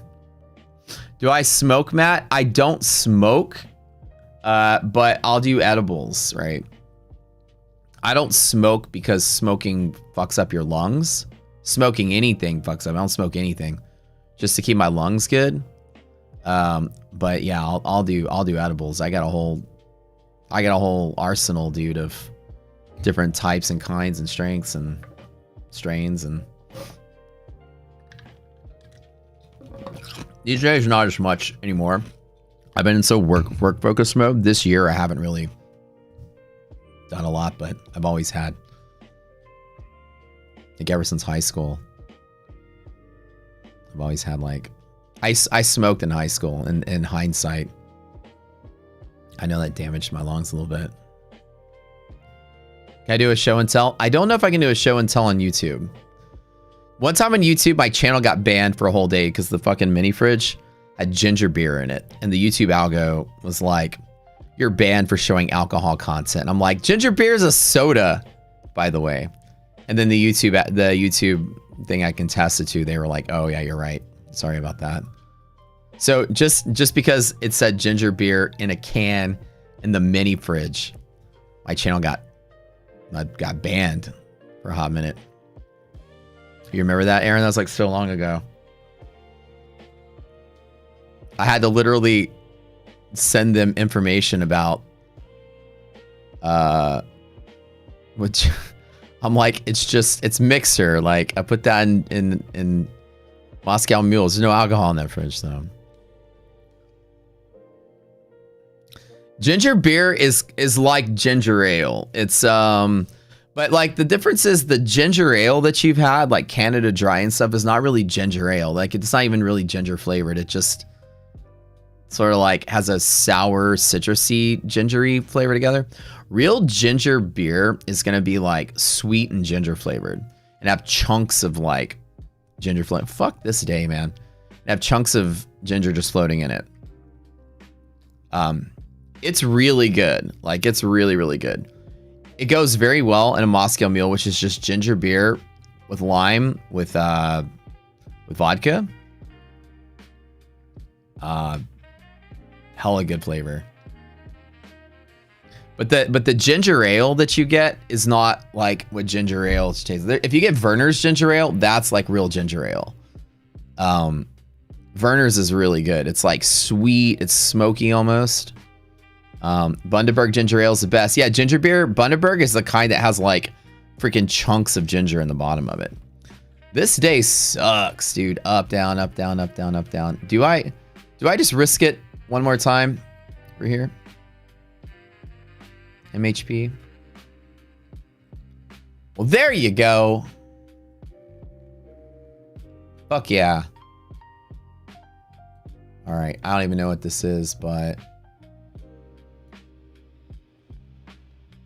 I am sick and tired of this day. Fever Tree is pretty good. Fever Tree's that's the I buy the Fever Tree tonic waters. That's what I put in my gin and tonics.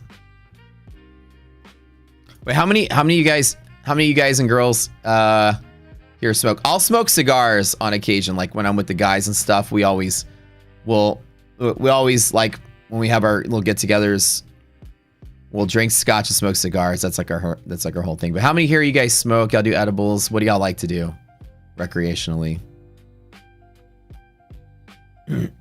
Y'all probably would have never thought that I was that I had some recreational side to myself. But what like tech bro in Silicon Valley isn't like partaking in certain activities, I guess. Kava, cigars, ketamine, old fashions. There you go. Trees, green tea. Do the rocket scoot. Okay, Rich, I'll play it in a little bit. Edibles, occasional smoking. Yeah, the last year or two, I've been like extremely work focused. So I like when I'm done streaming, I'm working. So I like to stay focused and to stay motivated. I haven't done much THC this year, like at all. Used to, like when I was developing Rocket Scooter in 2022, THC was a nightly thing. Like I would just get cranked up in the morning, but I kind of fucked up my health that way. Like I would get, when I say cranked up, I would drink an energy drink, Adderall, coffee. My blood pressure was like 200 plus and I had to get on meds and I was hospitalized for it. Doctor's like, you're going to kill yourself. You need to stop this. I would call it getting cranked up on energy all morning and then gummy down at night just to relax. All right, now we're at the open. Let me take profit there. What a weird fucking day. I don't even care about this anymore. I'm okay with taking a little bit of a loss. This is, oh, let me close this out too. This is like the trading day from hell. Fuck this day. I was just dancing around in one of my funded next accounts. That one's at 18 though. The other ones, I like I said, as crappy as it is, I wasn't going to take the risk in all of them. So these days, like to clean up my health, the only drugs I take is losartan and avorstatin. You know what I'm saying? My real homies know what that is. Who are my homies out? Who are my losartan homies? Let's go.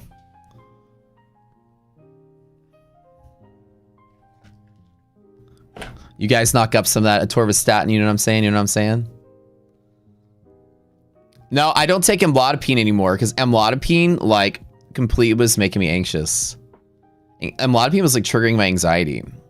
And I was getting, like, dizzy spells and, like, it was just... Amlodipine made my feet swell, dude. It was weird. No, so I switched to losartan and it's been good. Rosuvastatin's the better one. But yeah, losartan gang, let's go, gang. Everybody here is probably like, what the hell are you talking about? This is like blood pressure and cholesterol medicine, bro. Dude, I'm fucking pregnant. Yeah, no, like amlodipine made my feet swell. My golf shoes didn't fit after a while. I put my shoes on and they were getting tight. The doctor was like, yeah, dude, this medicine makes your feet swell. I'm like, nah, it's all right. I'm gonna get off of that one. Losartan gang, let's go. This chat just showed its age. No, I'm telling you, like, my blood pressure was always high. It was 200 plus multiple times. I was hospitalized 3 times during the course of 2021 to 2022 for high blood pressure. Sat in the ER, had them monitor me, and they couldn't figure out how to get it lower. I tried like a bunch of medicines, but I was definitely like super stressed out, wasn't sleeping, building Rocket Place, building Rocket Scooter, I just nonstop, not sleeping well, not eating well, not exercising, and then getting cranked up in the morning and then doing gummies to come off it at night, taking a Xanax to go to sleep. That's not healthy. I don't do any of that anymore. I don't do the energy drinks. I sip on a little bit of coffee. Now all my stuff's back to normal, so. But yeah, I was definitely not super healthy. Rocket Scooter almost killed me. But I had a blast. I'm not even complaining about it. I had the most fun I ever had in my life. I was basically working like 20 hours a day. You can go back. There's like an admin chats and developer chat. I would be done with my work day. I've been done with boot camps, done with Discord, done with everything. And then it's like 10 o'clock at night that I'm there with the developers for like 6 hours. Testing, building, coding. Try getting finasteride. It'll help you with their blood pressure. Yeah, but I don't want my hair to fall out. I'd rather die with a good head of hair than have low blood pressure and be bald. That's the risk I'm willing to take. I'm 44. Harass all day. That's why I'm not cranking it. I crank it 3 times in the morning. Rocket skier gave me rocket blood pressure. But no, I had the time of my life. Not even complaining. But at some point, the doctor's like, wait, you do energy drink and coffee and Adderall? And I'm like, yeah. He's like, you know, I don't think I can prescribe you Adderall anymore. I was like, well, I'm just going to stop taking it. He's like, yeah. He's like, I don't want you taking it until your blood pressure's in control. It's like, all right. So I haven't taken an Adderall since I moved into this house a year ago.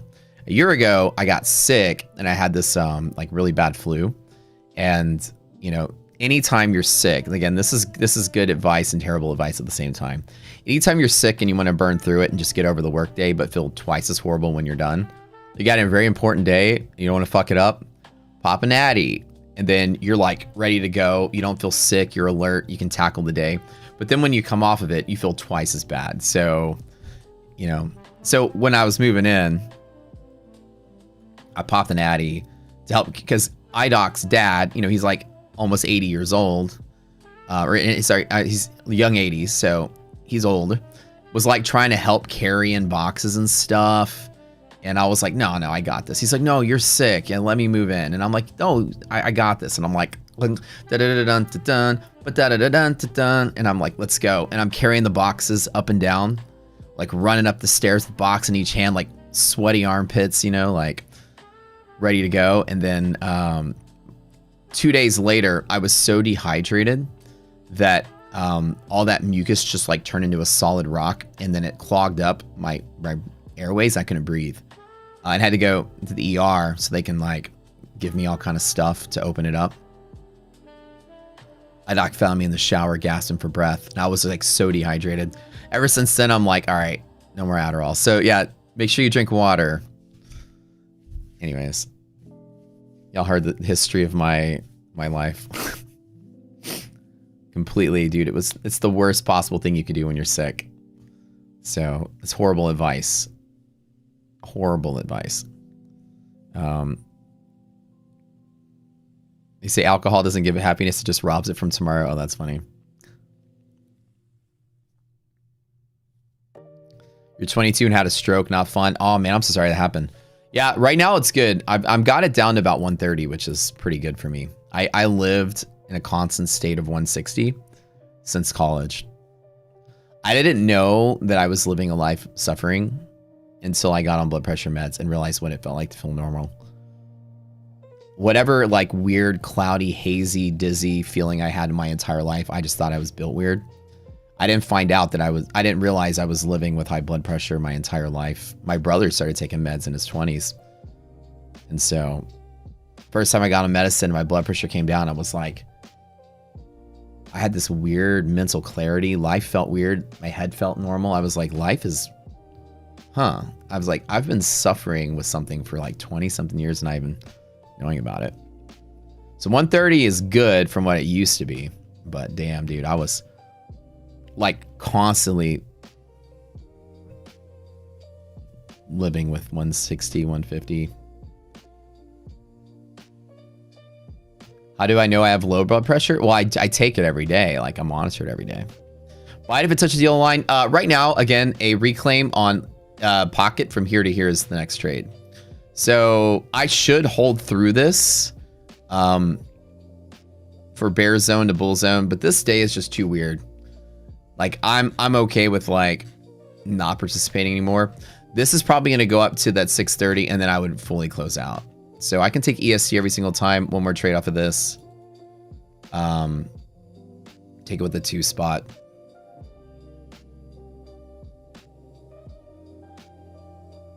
Microsoft has not lowered quotas. So that was fake news today.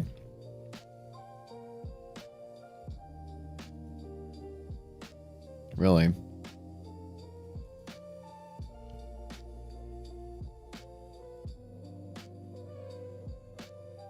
Microsoft not lower quotas. CNBC cites emailed statement from Microsoft on sales quotas. Okay.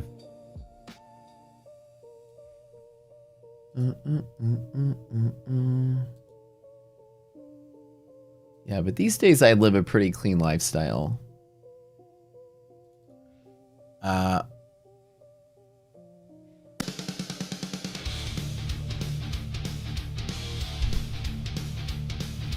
Although my partaking of choice would be psychedelics.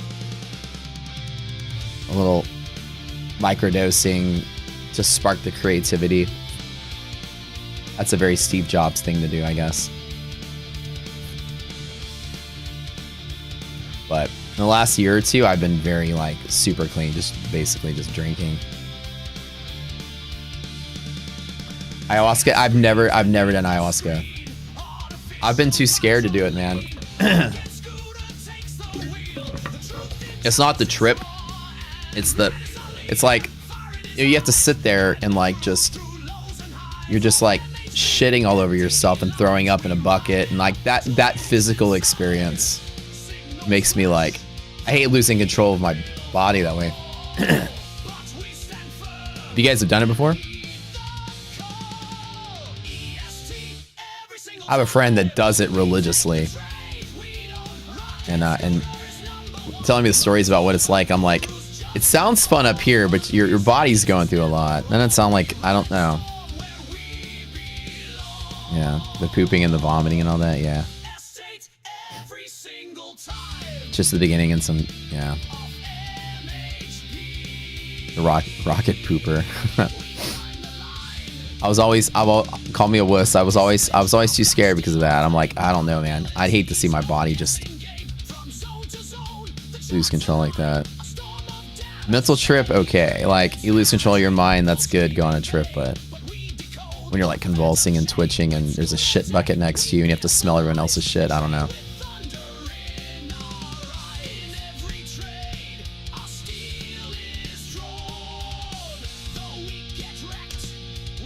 Carry on. EST every single time. Liquidity pocket, bear zone, bull zone, positive res, everything's fine to complete the Arby's trade move. We call it Arby's trade, but it's a bear zone sandwich between two bull zones. It's a very solid play from here to there, and then I fully cut. So how did I do today with pinning out the levels? When you guys actually go through the rest of the boot camp, and you're gonna learn these different pressures we talk about, this is what I drew this morning, and see how basically, like, before the market had this avoid here, this expected V-shaped move here, and then the reclaim longs from here to there.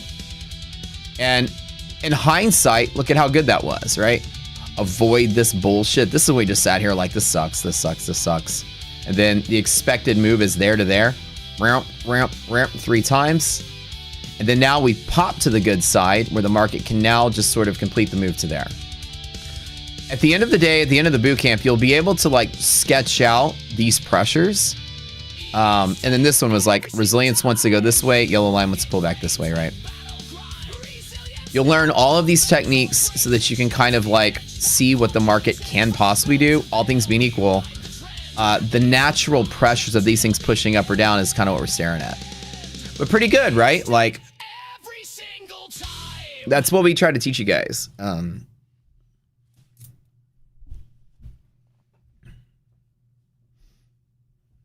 Yes, take everything. No, this is the final risky move. The final move, bear zone, bull zone. Liquidity pocket is every single time trade from there to there. I'll grab a 2 spot in the Fund and X account as well. By the way, Tradeify has brand new plans that came out today. Rocket Scooter code gets you all the discount with it.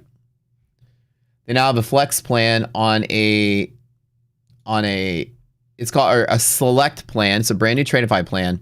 And on select, it's a 3-day pass, and once you pass after 3 days, you can choose your funded path. You can either go the daily funded path, daily payouts, or the every 5-day payout. Each path is end of the day drawdown on the funded side, which is fantastic. The daily payout side is kind of like the flex plan for, or like it's kind of like the TPT style. But the exception is TPT is intraday drawdown. Tradeify is end of the day drawdown. which is for daily payouts, end of the day drawdown. That is an industry first for Tradeify. Pretty awesome. Or you could take the 5-day payout plan. The difference is the 5-day payout plan is, hold on, let me pop this out of the conversation here. Yeah, photo. The 5-day payout plan is smaller payout. I mean, bigger payouts over 5 days. The daily payout is smaller payout, but daily. This says trailing max drawdown, but you know, as we know, Tradeify doesn't really think things through when they type stuff. You guys remember Slashgate from the tournament? We love Tradeify though. Trailing max drawdown is not emphasizing the best part of this. The marketable thing. They really need a fucking proofreader over there.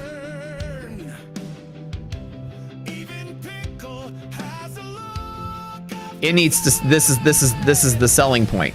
The entire reason this thing is great is not even printed on this flyer. That's what I told Brett. He got mad at me when I was criticizing them on the tournament. He's like, bro, why you throwing shade? I was like, because you deserve it. You guys, y'all need a proofreader over there. He's like, yeah, whatever. He's like, come on, man. Anyone knows that. I'm like, isn't trailing max drawdown? Trailing is ambiguous. Intraday trailing, end of the day trailing. I'm telling you.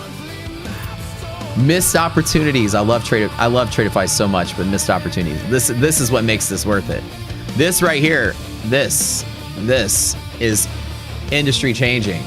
So you got to specify that that's end of the day and not trailing, because trailing max drawdown intraday is what take profit is. This just became better than take profit. So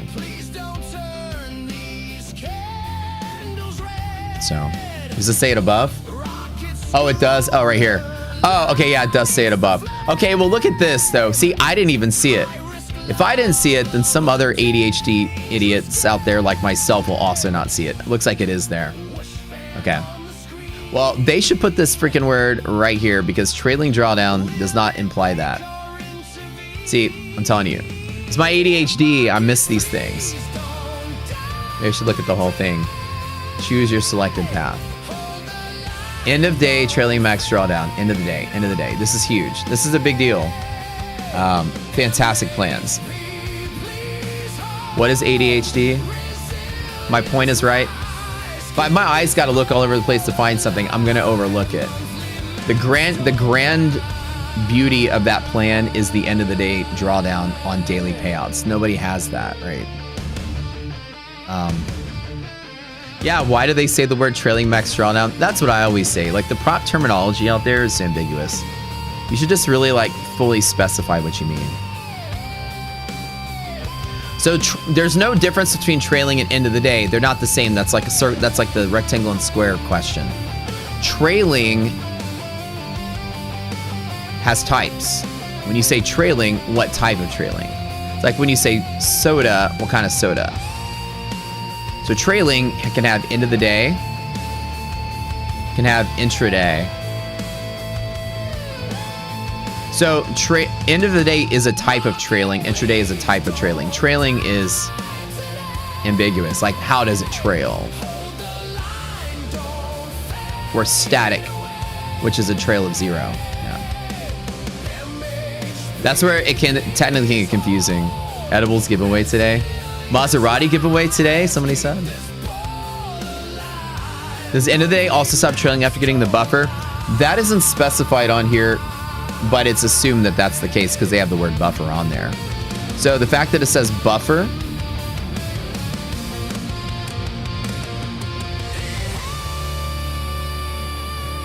likely means that's the buffer either you need for payout or the buffer where it stops trailing. Probably both. All right, market, don't die today. Market, let's hold pocket. The same freaking trade all over again. What's the cheapest and most reliable firm? My Funded Futures. Hands down is for reliability and cheapness. That's the one. That is the one. Funded Next is the quickest path to payout. But this Tradeify now is a 4-day to payout, which is what, if you read all the stats on the daily payout with Tradeify, that competes face to face with the Fund Index Rapids.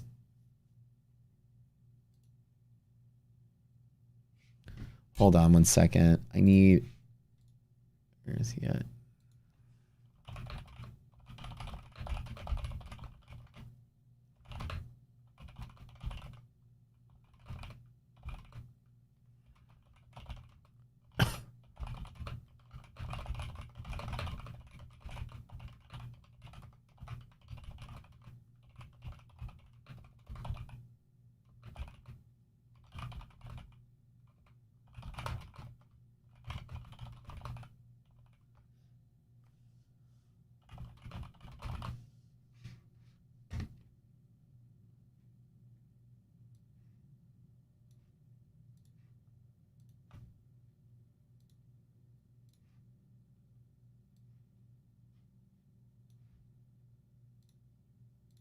Hold on.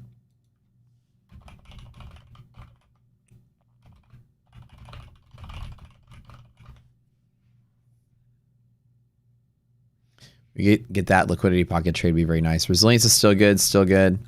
Yeah, so if that entire amount of news was fake news, then we should be back up at the top today. We should be good. Market, please don't die today.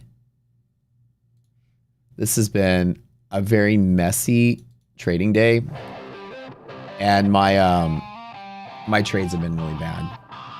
This is a bad showing today.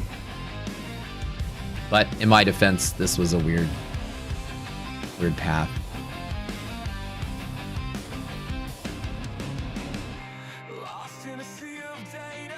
So monthly Nicholas is that if you take longer than a month to pass that eval, they charge you again each time. So something that is like an all-in cost, like a one-time pay, you can buy the account and then keep it forever until you pass your fail. Something that's monthly will continue to charge you every month. Like Top Step is monthly. So if you're taking it slowly to trade that one account, monthly will keep charging you. So it's more expensive.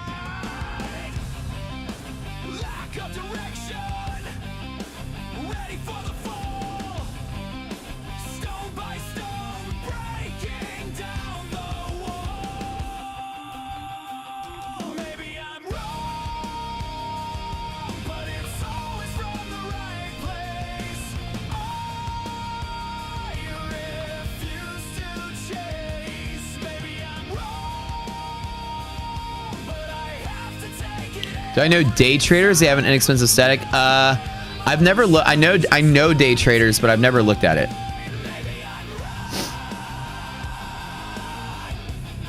Let's go for maybe I'm right. LOL.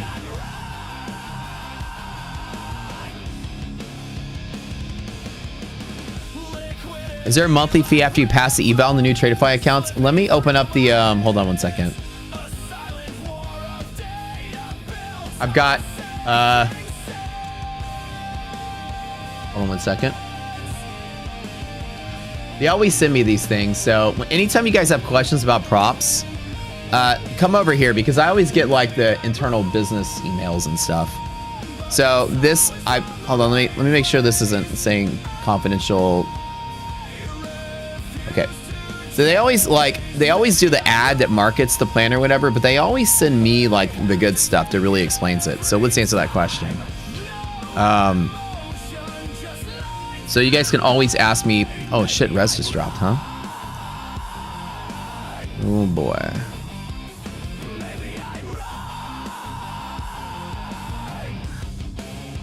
Let's risk it one more time. Let's play and bet that res gets better. It's dropping, so I'm gonna be very careful to not take a big loss here. All right, so you asked the question, is there a monthly fee after you pass the account?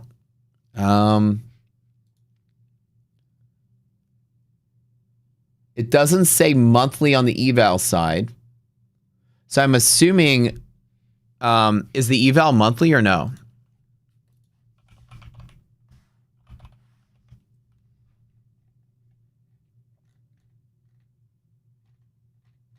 Pricing. Growth, select, and like. So they got rid of the advanced plan, which I'm kind of glad they did. The advanced plan was kind of garbage. And I always used to tell you guys, those trailing drawdown accounts. Enable two-step verification. Okay, thank you. The advanced plan was like not their biggest seller. Nobody bought it. So I'm glad they got rid of it and put this in because this plan is fantastic. Their growth is decent, but it still is in a very competitive space. Their lightning funded is best in class for sure. This select plan is now almost best in class. It's fantastic. Like Tradeify, amping up. Like I feel like at the end of all the prop space, buy funded futures, Tradeify, Top Step, Funded Next, Take Profit. These are like the top 5. I feel. Top Step with their new got rid of their activation fee model and all that. They got bumped up in the rankings for sure. So looking at all of this.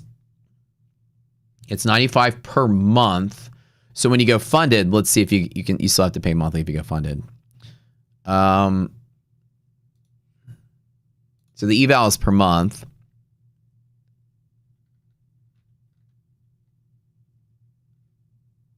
So 40% off at launch, by the way. So we get 40% off with our code.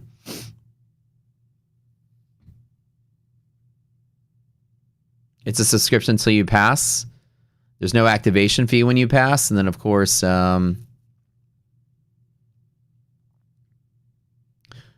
to live after 5 successful payouts. So they're basically going with the My Funded Futures model. And the which is pretty decent. Like, that's so much better than what it is now. I had to get like 20-something payouts to go live. Because I had to get 80,000 in my straight to fundeds to go live. That's a different plan, though. I think I made like 77. They cut me like one payment early and kicked me to live. One payout early. I don't see anything about monthly fees here. My assumption is that there is no monthly fee once you go funded. That's my assumption. Lucid is pretty legit. Yeah, so I got a meeting with AJ and the guys this week to talk to them again about a partnership. So, we might have something there. Why nobody talks about Blue Sky? I'm not sure. I don't know anybody that uses them. There's a million props. That's why, like, probably nothing against them. There's just a million props, so it's hard to tell, like, you know, not everybody uses every prop. Can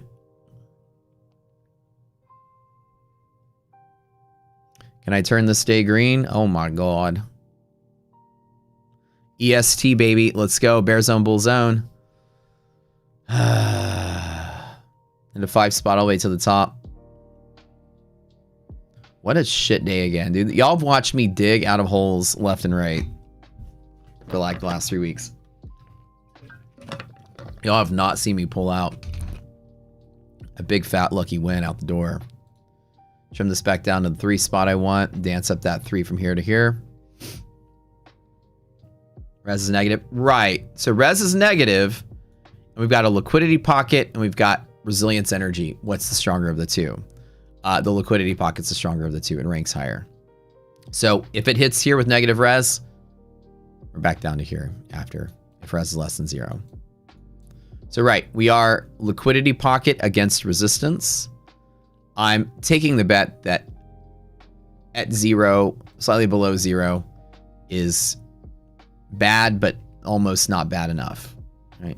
It's slightly negative. Nasdaq is bad. S&P is basically 0.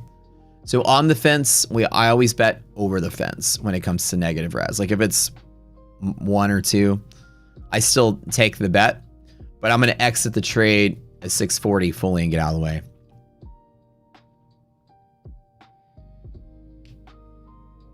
You love seeing me dig out with the confidence. Well, I mean, we had the person today that was like, all you got to do is fade this guy. So if you do the opposite of what I do, you're going to win. That's the rule. So just remember, whatever I do, just do the opposite.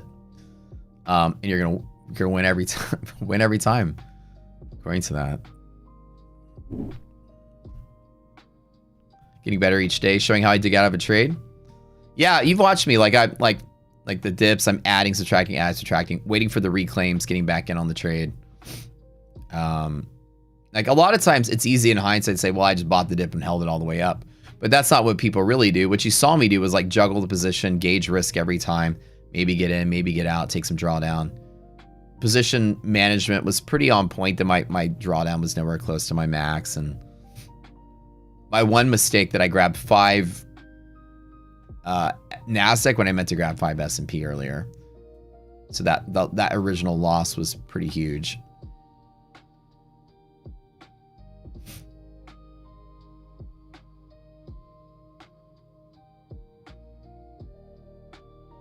Yeah, 70% of race screams fade me. Do the opposite of what I do. That's the rule.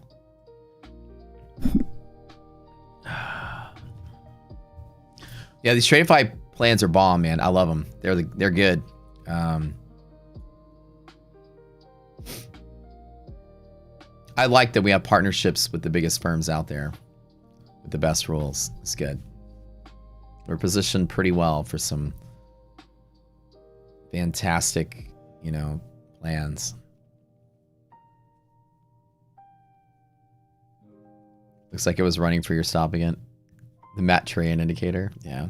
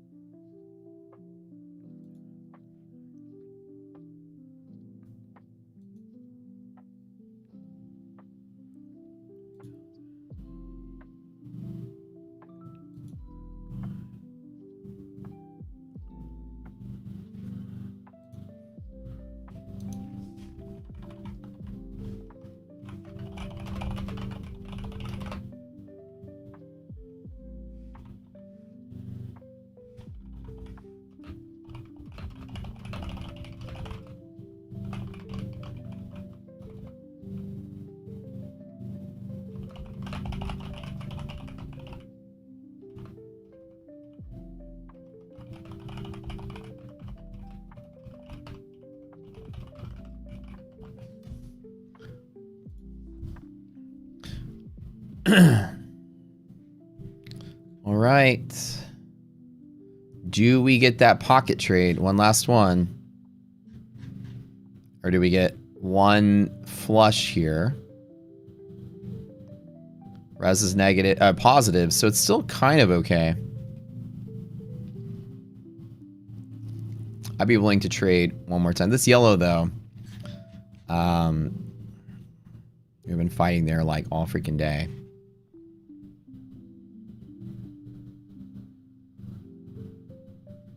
That 540 area is the dangerous area.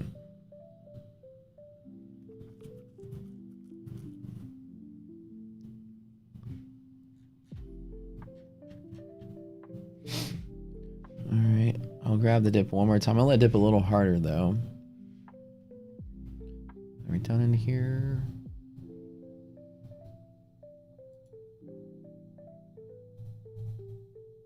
Don't break through yellow. Don't die today, market.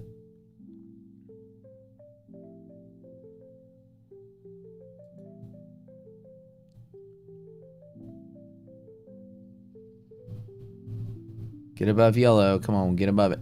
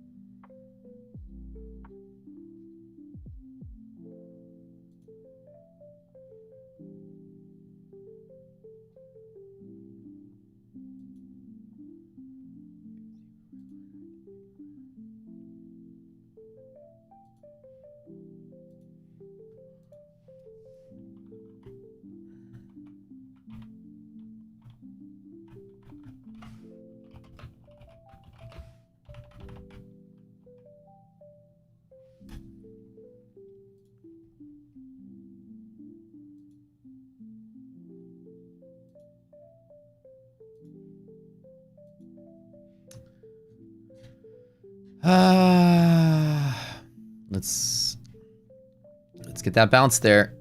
One final bounce. I'm gonna take the risk.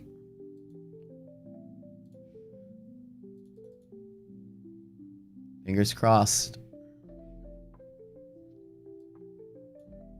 Let's just close above it. This, whatever this was, we're back.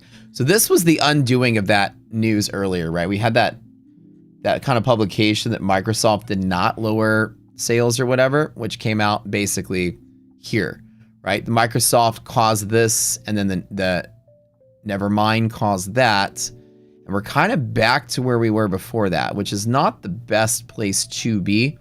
The resilience numbers are still okay enough. S&P sort of came right back to its anchor point and rejected, which is sometimes you'll see that, but I want to bet that we get up here. That's the bet I want to take.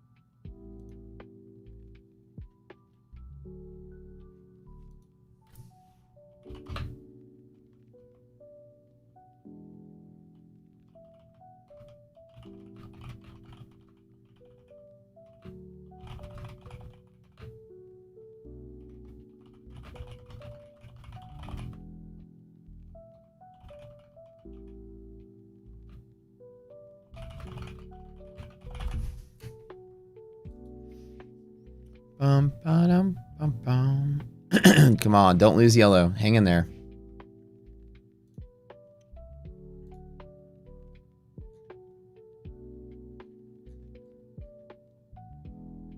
I gotta show y'all a sick pic I took of the new car.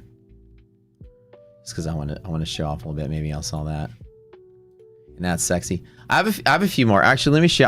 I know anytime you get a new car, you have to do obligatory Trading Guru photo shoot, right? Maybe I should do some with me standing in front of it and showing off a watch or something too. It's pretty, right? I just basically found an empty street in the neighborhood and just kind of parked it right there.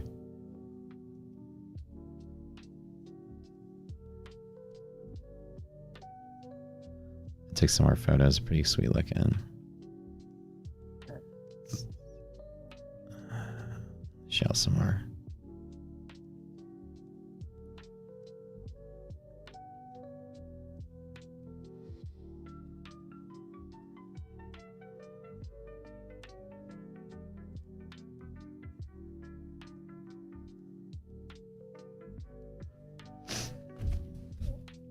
She's pretty. I don't know if you can kind of see it, but the interior of the car has like all these grooves and stuff. There's LED lighting on the inside too, and I can change the color, which is really sick. So the trim is like really dope. Whoa. No, don't lose us. Gotta stay on the hood with the arms raised. Oh yeah. No, you need the perfect, like, you need the picture of, like, the watch with the steering wheel. Although, I don't have a watch, but I do have, like, a skull bracelet, so, like, I can get the skulls with the photo. Is that my favorite car? I would say that's probably my favorite car right now. I'm just such a huge fan of Aston's. It's called ambient lighting. Oh, yes, sir. So it's really sick how the interior, like the interior cabin has these like grooves in the panels like this. So the interior lighting is like built behind it, so it kind of glows at random spots. It's pretty sick. All right, let's turn this trade green. I dug in with an 8 spot. Let's trim it down to a 7. Get my cost basis 544, which is right here at yellow with the 6, and we're good. All right, let's let her ride. It better be Earth Day, baby, because we're fucking going green. Let's do it. How about some Tradeify account giveaways? Yeah, let's do it. Let me ask them for like 20 or something. Let me see what he'll give me. Hold on. Let me bother Brett real quick. Hold on. Let's see if he answers.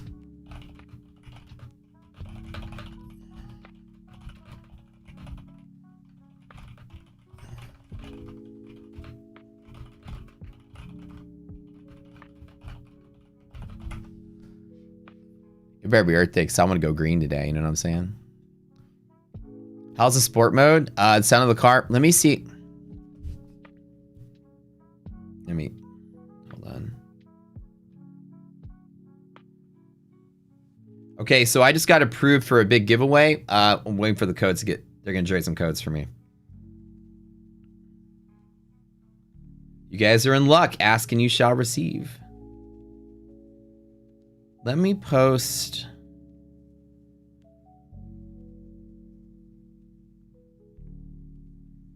Okay, so I got approved to give away 10. How about that?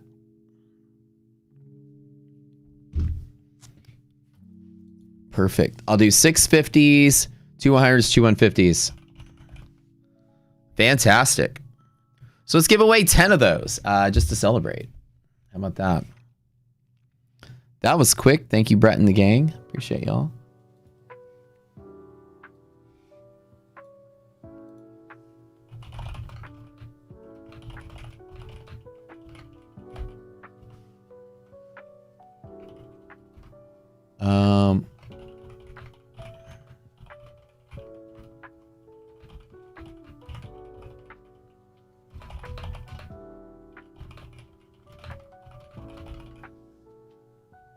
Oh yeah, dude. Oh yeah. I love that, like, our favorite firms out there have been so good to us. My Funded Futures have been so great to us. Tradeify has been so great to us. And I know they all have a rivalry with each other. Well, at the end, we're all like friendly with each other. And, you know, I like the idea that all of them take care of our community. Hell yeah, let's go. Let me trim down to my original 3 spot and run it for liquidity pocket. Finally, I'm green today. Oh my God. I'm saying it better be Earth Day because I want to go green, baby. Okay, let's trim it actually to a 2 spot. I'm tired of this fucking day.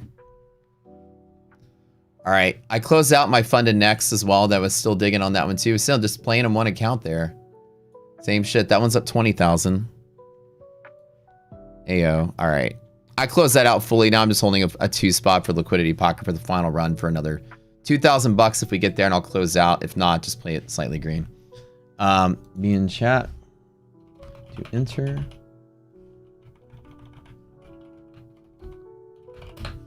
Yeah, they've been really, the proffers have been really, really nice to our community.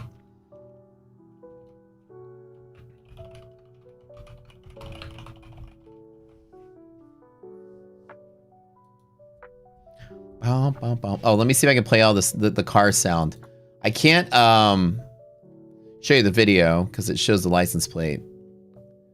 Y'all be able to look me up and open a credit card in my name or something. Who knows? Let's see if I can hear it real quick. Hold on. Let me turn it up. All right. Can you hear that? My buddy revving it.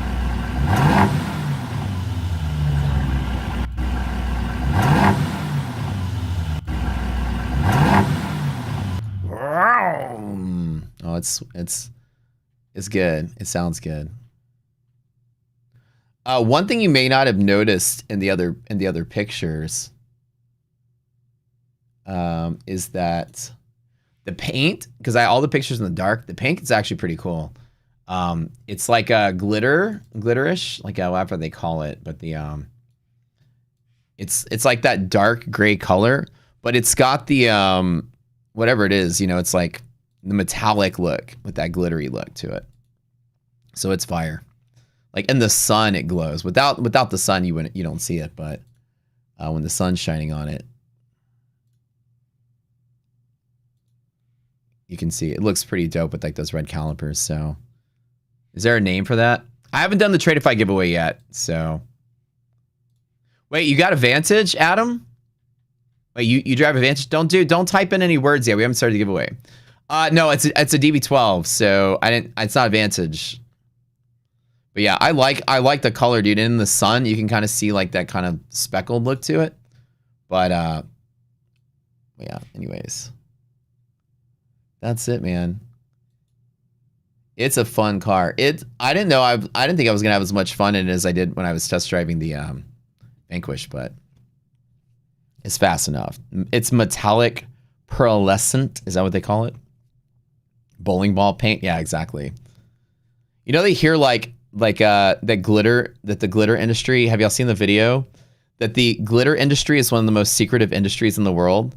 Like, somebody interviewed some glitter manufacturer because there's only like a couple people that do it, and the process is like so secret how glitter is made.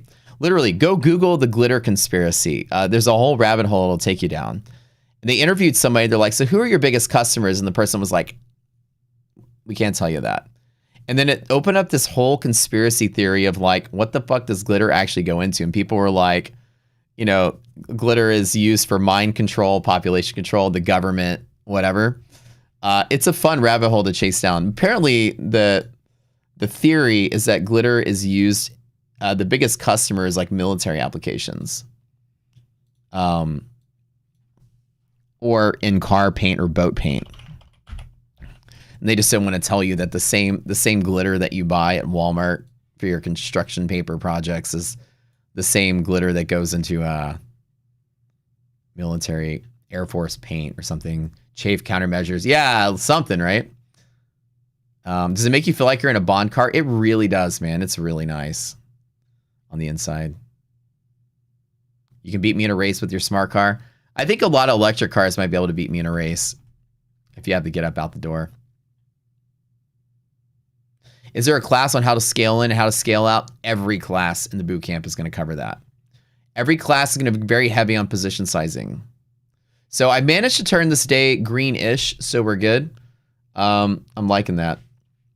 Go ahead and type in Tradeify, guys. We're going to give away 10 Tradeify accounts to celebrate this new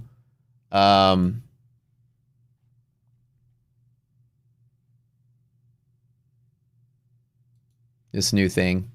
Here's a bigger picture of like the side of it. You can't really see the like normally it just has this like dark black grayish red calipers, like really nice. But if you get that sunlight on it just right, it has that sort of like glittery look to it. Oh, dude, this is the most fun I've ever had in a car.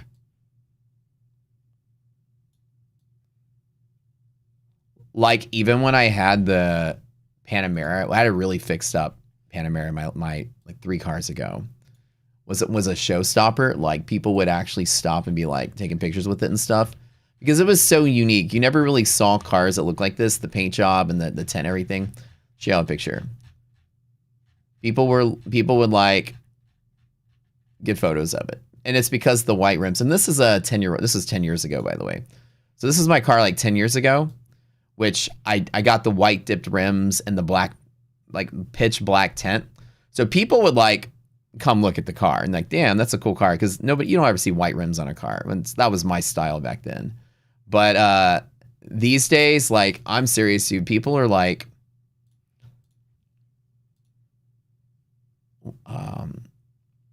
type of Tradeify. These days, people are like when I went to the restaurant, everybody walks by and just checks it out because you don't see a lot of Astons. It's a unique car where, like, if we go to River Oaks and go to lunch, everybody there that parks a car is a Bugatti, a Ferrari.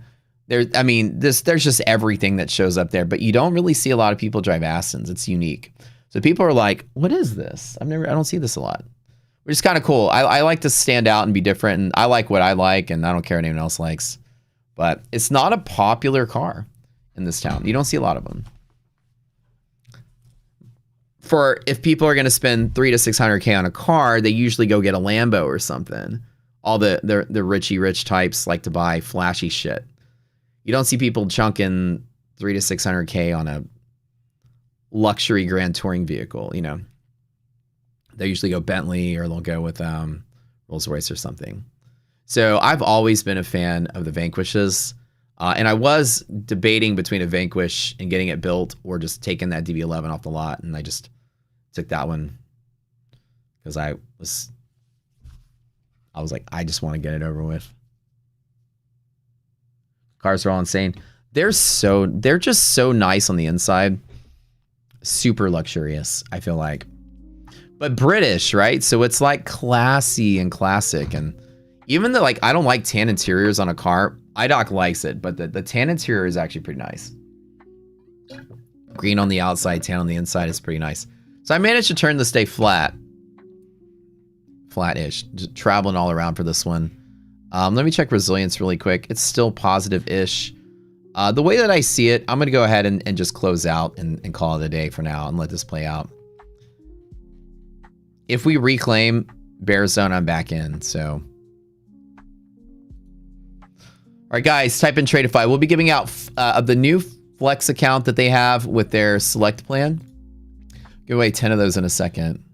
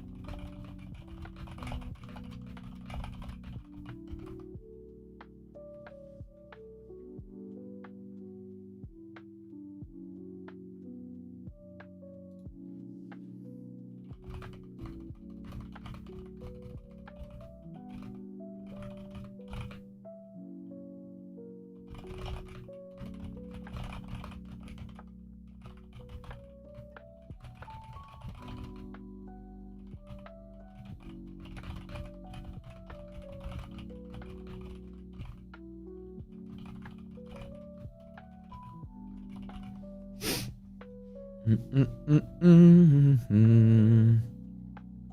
in Tradeify, guys. Type it in. Type it in. Type it in.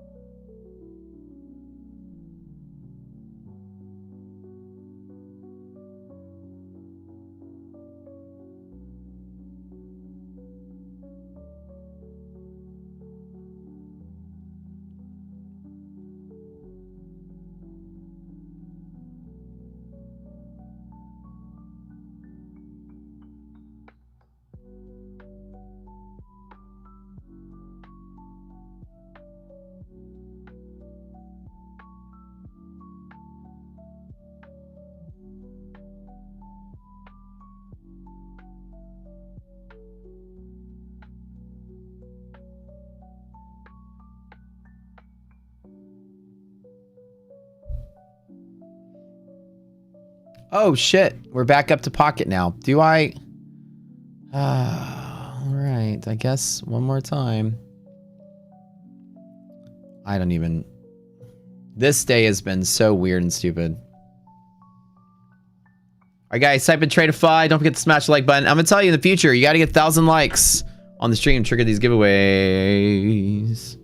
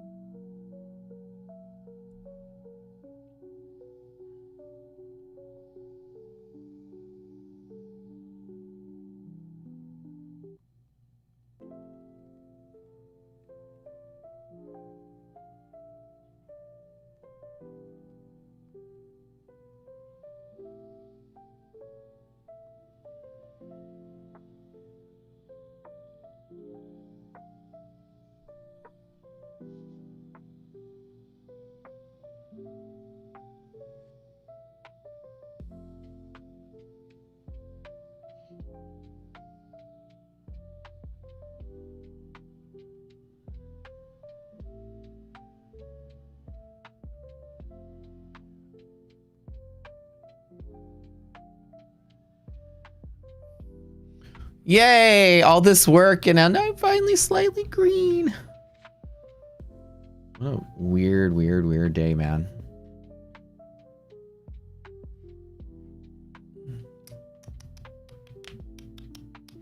Get that liquidity pocket EST every single time trade. Like I said, guys, this is the hardest, weirdest day I've seen in a while.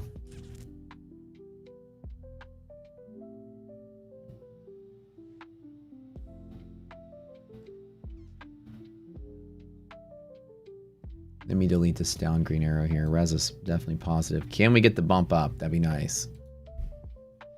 All right, we're going to spin the wheel.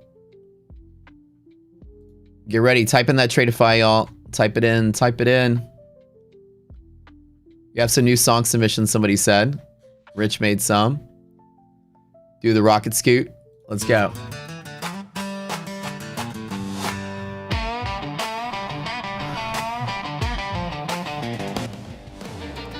We are giving away 10 Tradeify accounts. I was watching that chart on a Monday morning, price breaking loose like a wild buck born. Got my coffee in hand, boots on my feet, trying to catch that move before it hits. Let's spin that wheel. We're going to be giving away 5 of the smaller ones, 3 of the medium ones, and 2 of the big ones. I think it's 50, 100, 150. Oh, excuse me.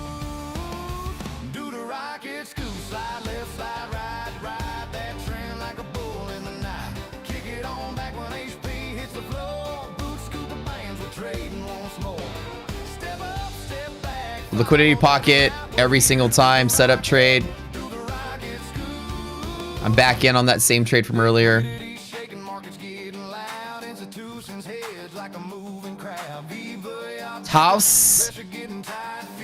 Tausi Fansari.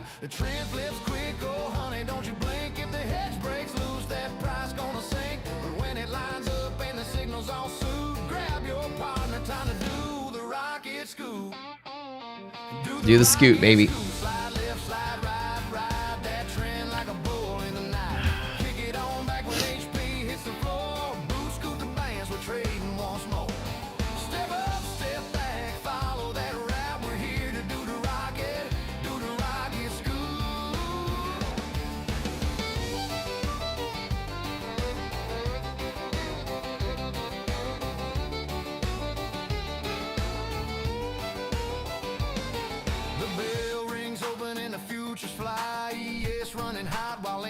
Climbs, volume builds fast like a stampede herd. Every tick talking like a whispered word. When the band starts spreading and the squeeze gets tight, you better hold on, cowboy. This might get wild tonight, but if the setup's clean and your reading's on cue, hit the flow again. Time to rock and scoot you through. Late day drift and Victor Hansen Pro. like the shifting gears. Hedge walls move and price settles in place. Feels like the rhythm of a two-step race. If the market holds strong and the trend stays true, we'll trade this thing home like we always do. Raise your head up high, stomp your heel and shoot. Let's finish off the night with a rocket scoop. Do the rocket scoop, slide left, slide right, ride that trend like a bull in the night. Kick it on back when HP hits the floor. Boot scoot the bands, we're trading once more. Step up, step back, follow that route. We're here to do the rocket scoop. Turn to the left now, heads that trade. Turn to the right now, watch that fade. Tap that toe when liquidity's tight. Stomp real hard when we break last night. Hands in the air, trends taking off. Market gets choppy, but we never get lost. Clap 2 times when the signal's all suit. Let's rocket scoop. Rocket scoop. Scoot it on down now, bring it on home. Ride that chart like a wild Mustang. Roam one last stomp and one last hoot. We're doing the rocket. Yeah, the rocket scoop. Do the rocket scoop. Slide left, slide right, ride that trend like a bull in the night. Kick it on back when HP hits the floor. Boot scoot the bands, we're trading once more. Step up, Sorry, I'm at email. follow that route. We're here to do the rocket scoop.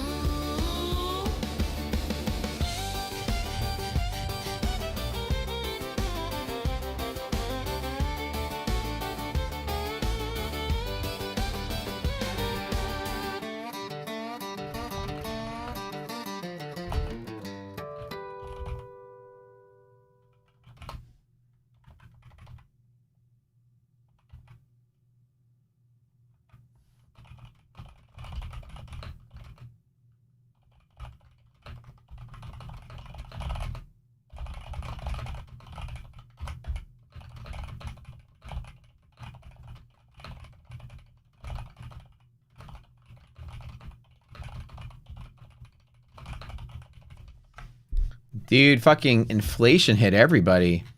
TradingView has jacked up their prices for us. Their enterprise prices.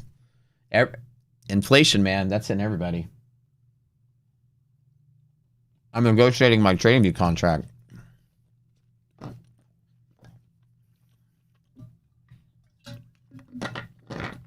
Sander, you're the next winner.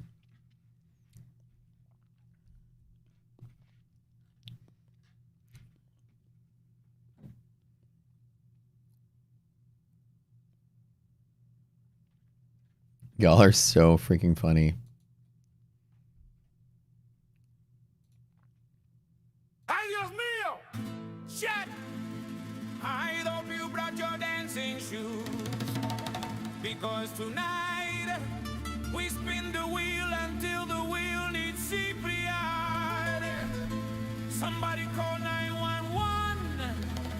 This fiesta's getting caliente.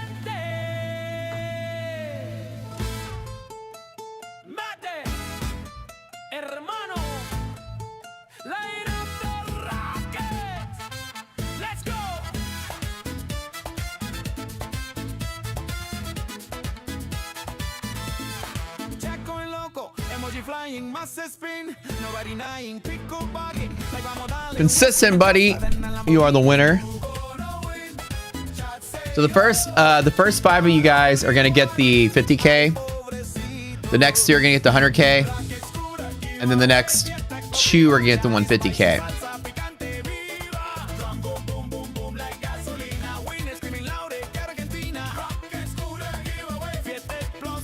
Clear the list? Wait.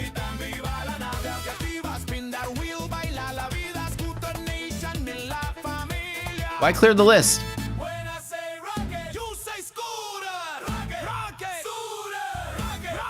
I did clear the list earlier. Should be right.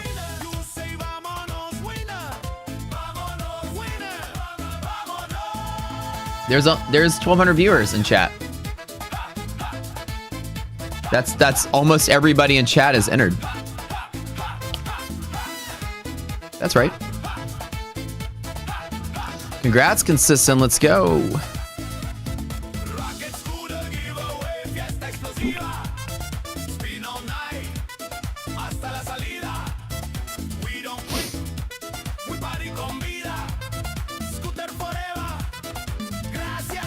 I know, Chrome, bro. I hope you win this one, dude. Hope this is your lucky day.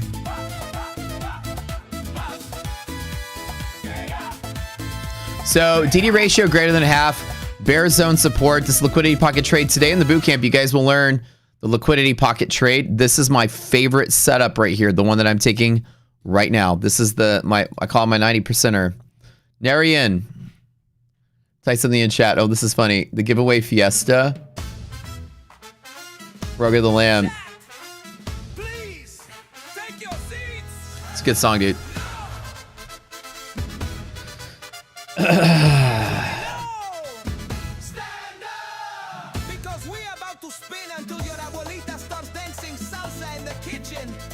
Rico, guard the wheel. Matt, hermano, bless us with the giveaway.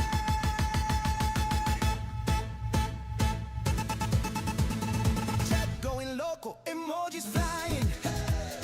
Matt says spin no Rocky filler.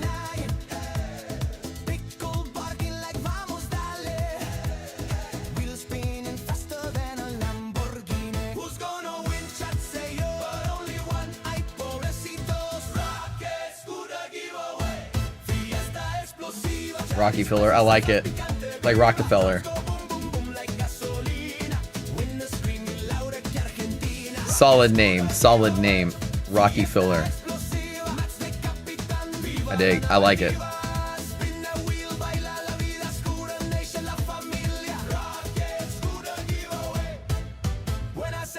Spin the wheel, bailar mia. So like, spin the wheel, dance with me, my family, mi familia. That's a cool rhyme. I like that.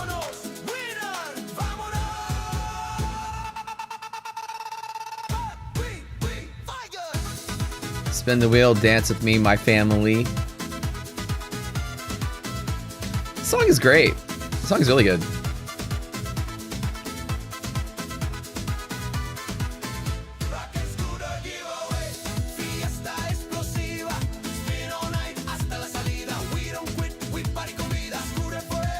The new recorded classes will be uploaded, Lim. I haven't uploaded it yet.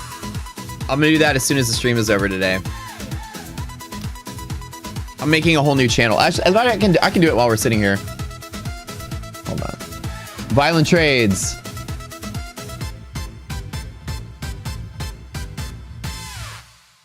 All right. 20 boot camp new. Okay. Create channel. That's awesome. Awesome. Okay. So the new, I'll upload all the new stuff to the new channel.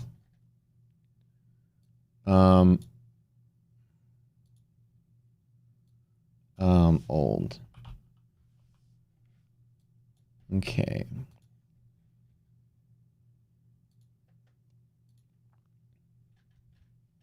Good deal. How many is that? 1, 2, 3, 4, 5, 6. All right, 4 more. Oh,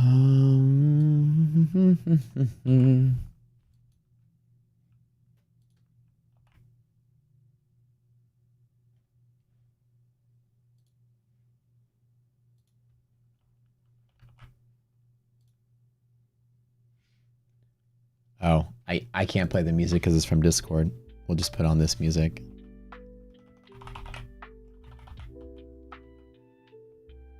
Okay, let's get the course in there. 3xBB.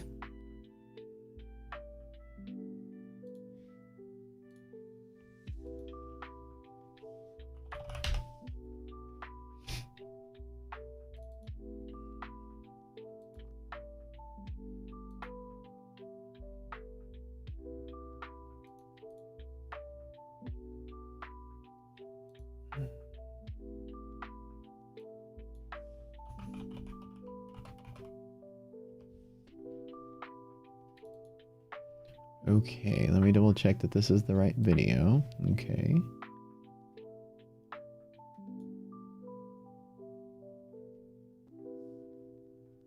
Let's see if that works.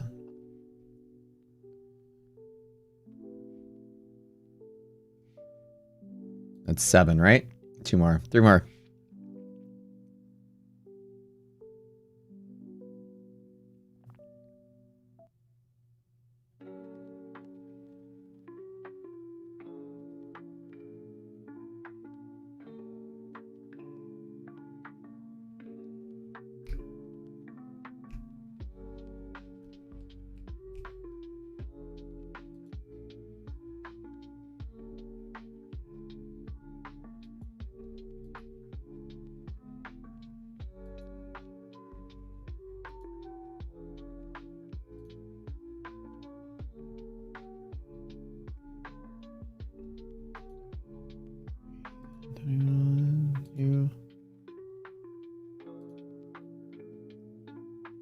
Welcome to the 20 days profitability mind. Okay, good. All right, good deal.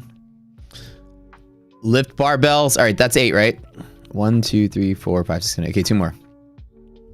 Will you ever win one? Maybe. It's your first time to win on stream. Excellent. You guys will really enjoy. I think if you never used Tradify before, I've used them. I went live with them. 0 complaints, 0 payout denials, like nothing, dude. Tradify is by the book, solid across the board. Like no shenanigans. You never hear people complaining about them. Like never. Like squeaky clean. They're just like my funded futures. You know, big firm in the space. Lots of support from everybody. The payout rules are not subjective. It's all automated. You hit the target, you get your payout. They never make you submit videos or, you know, do anything crazy or question anything. As far as a prop firm goes, it's top tier experience. He's got an interview. How'd it go, man? Plus no news is great news. Yeah. All right, 9. One more.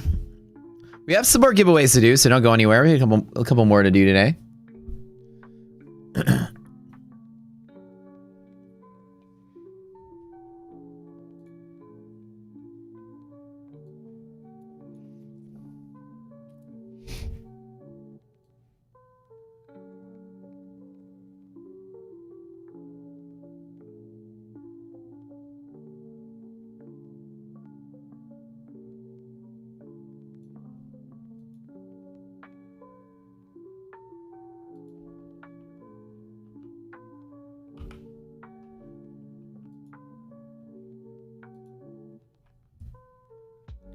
Now this market just hates us.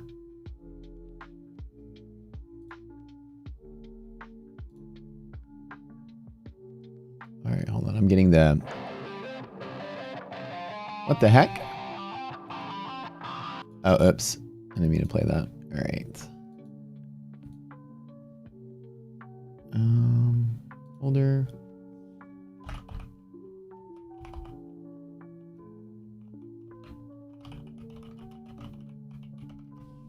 Okay, I'm organizing all the boot camp stuff so you guys can get the new videos.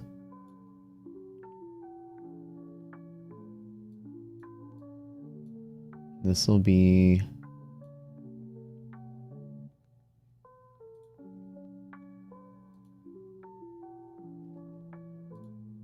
Is it 10? I think that's 10.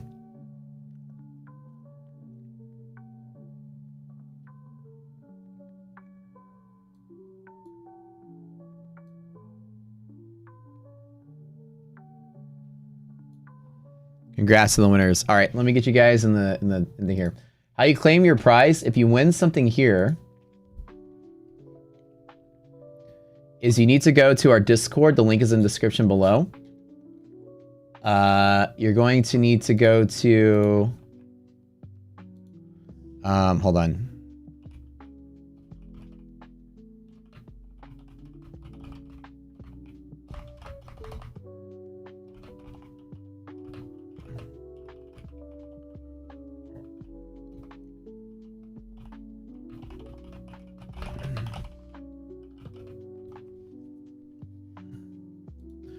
Go to the Discord, take a screenshot of your YouTube ID, and in the Discord channel, locate our admin name Slack, send him a message, let him know that you won the contest, send him that screenshot, go make an account with Tradeify right now, and then give him the email that goes with that account, and he'll give you the code and all the information how to... How's it? There were 120 more participants and viewers? There, at the time, there were 1,200 and something viewers. We had 1,360 today at peak. Today. And we had 1,256 people signing up. So that would be it. Unless want to use botting to try to win more than one. We'll catch you. We'll catch you.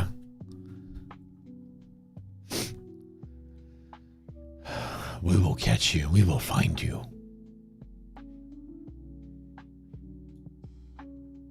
All right, hold on one second.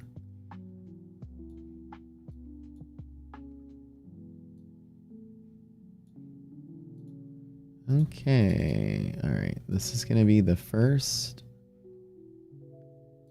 probabilities.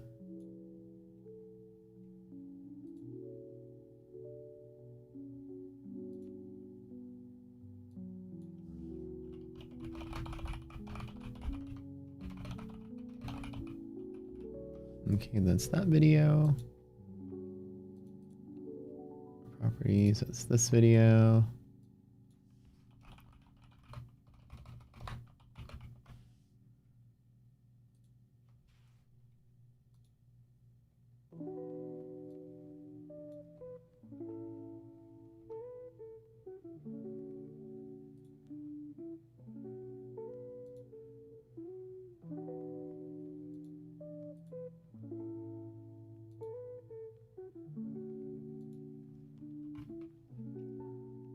Really? Losing liquidity pocket? No way.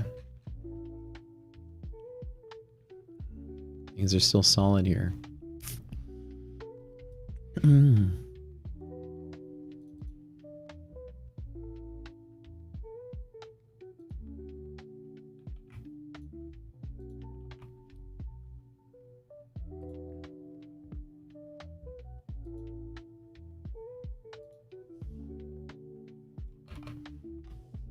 Okay, number 2.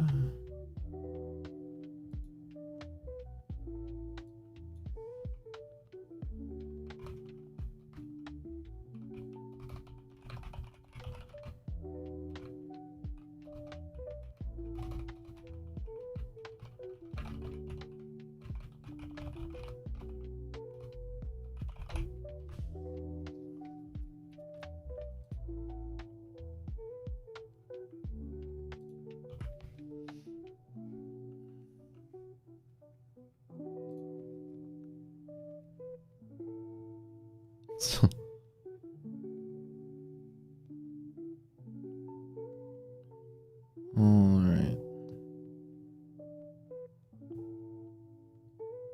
Let me make sure oops, I need to delete this. I did this wrong.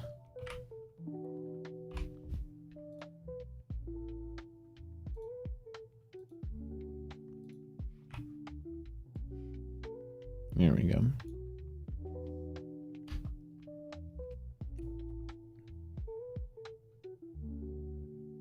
I also need that P&L from the Blind Monkey Challenge. Are we falling all the way back down the half gap? Oh my god, now resilience is just tanking. Looks like that's turning into a losing day now. This week. Oh, custom date.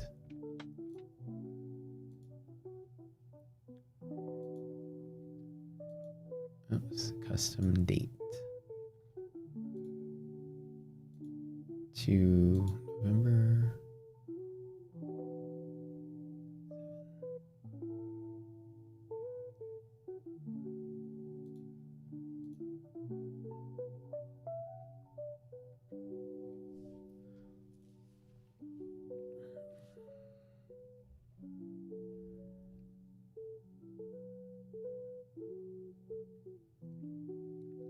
Best price action day, everyone. Oh my god.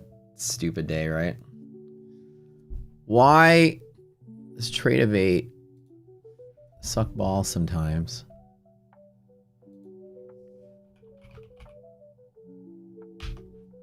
It's gonna kick me. It's gonna kick me out of this when I'm gonna have to log in from a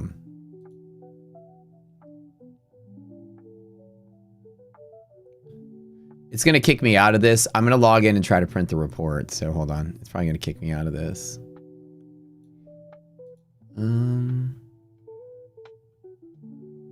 Oh, I'm still logged in. How about that? I'm trying to print the report.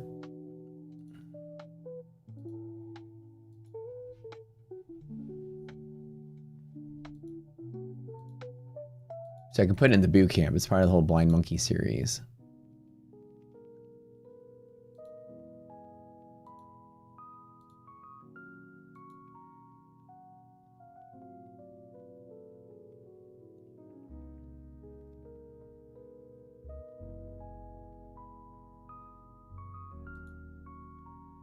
Oh, wrong date.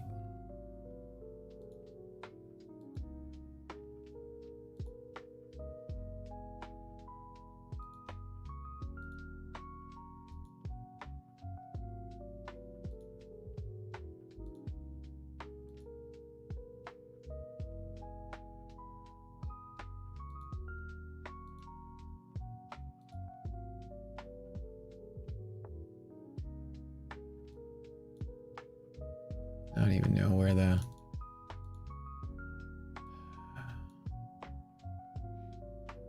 Dude, I swear their report feature is so freaking buggy.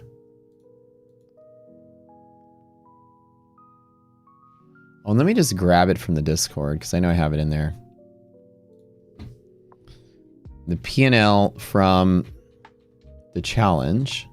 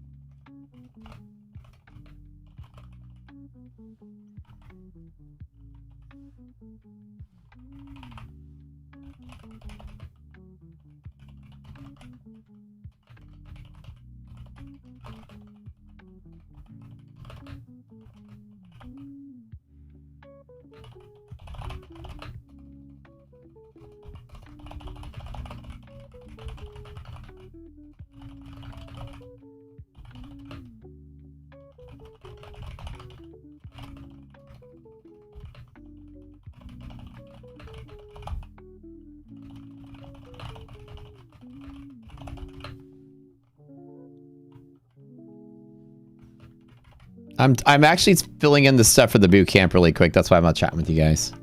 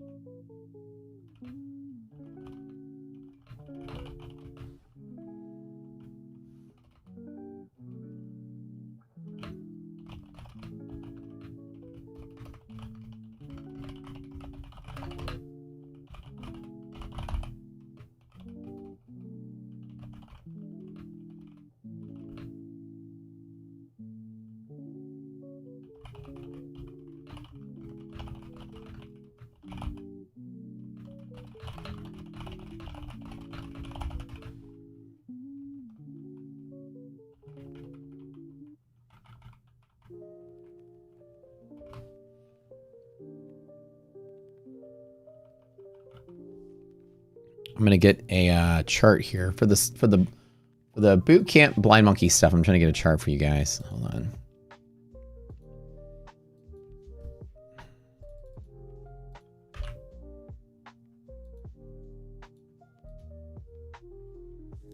This will be from here. So hold on one second. I'm gonna take a full screen screenshot. This is on.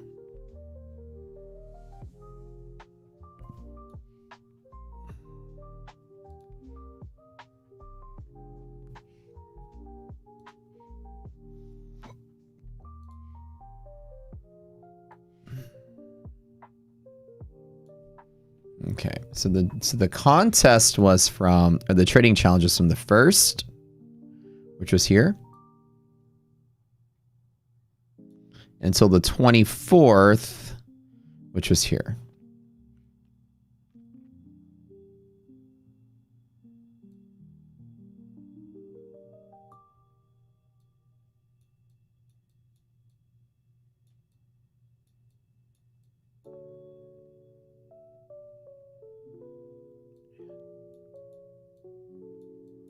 Okay.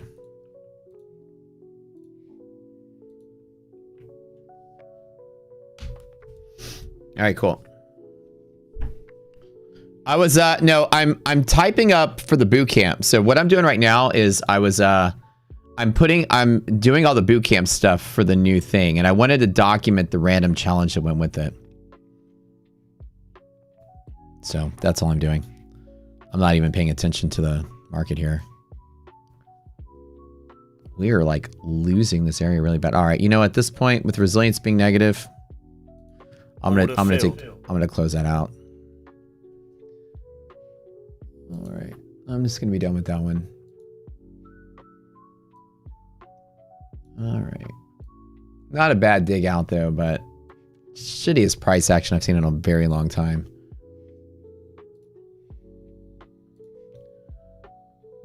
All right, I got the first video posted with the handout stuff. I'm about to do the second one.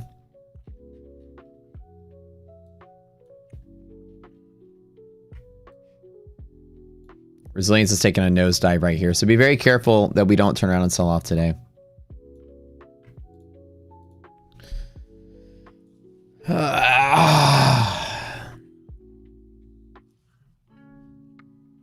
The price action's been pretty awful, yeah.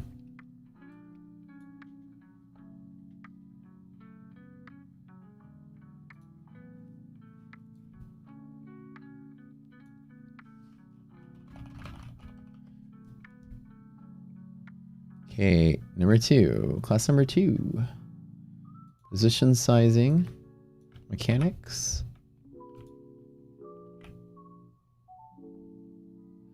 Support number. Features. Bum, bum, bum, bum, bum, bum, bum, bum.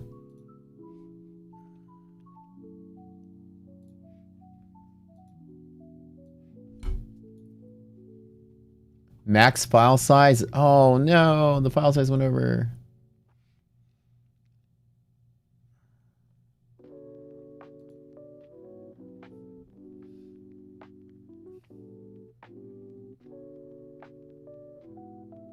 I gotta re-render the video.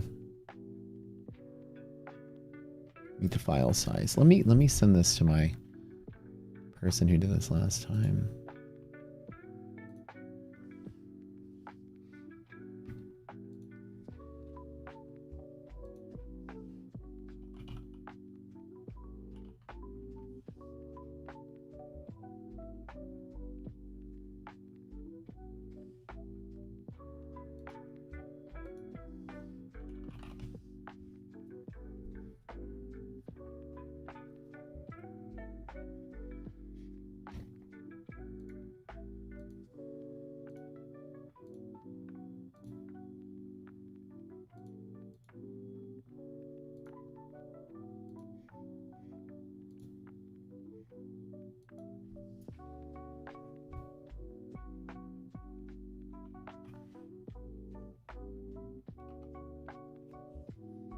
What is going on here? All right.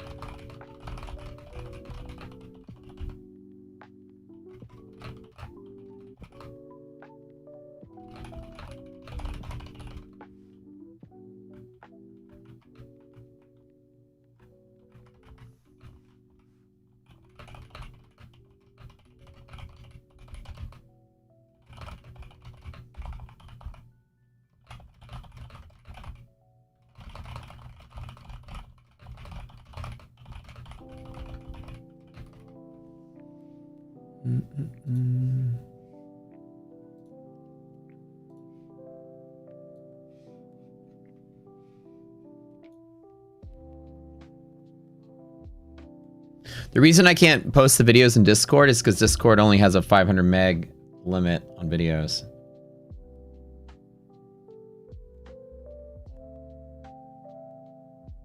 So I have to get them edited. I don't have the editing software on my computer.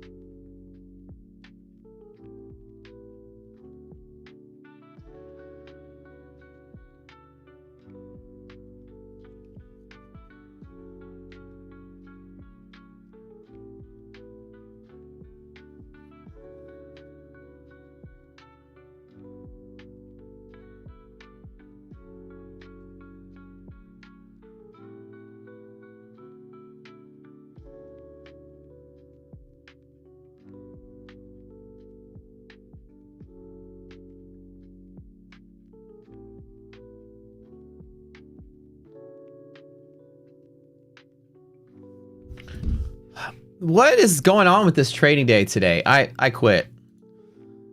I 100%. I'm just gonna retire from trading today. Made 20K off that blue line today. There you go. Cat active full risk interval move, dude. This is just what a. I don't even know. I don't even care. I'm retiring. I quit. LQ pocket fake out again. All morning, right? Every single time is every single time.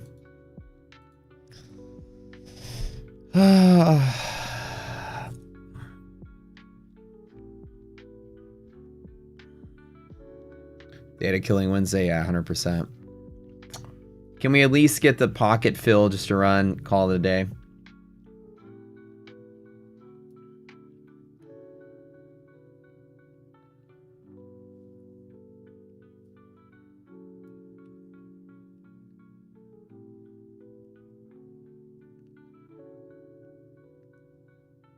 Some days there's going to be days where, so the way that it works, right, is that I long from here to here with a 40-point stop. So 560 would be it. Over time, this, with this ratio, has a probability of 90%, with all things being not restrictive to it.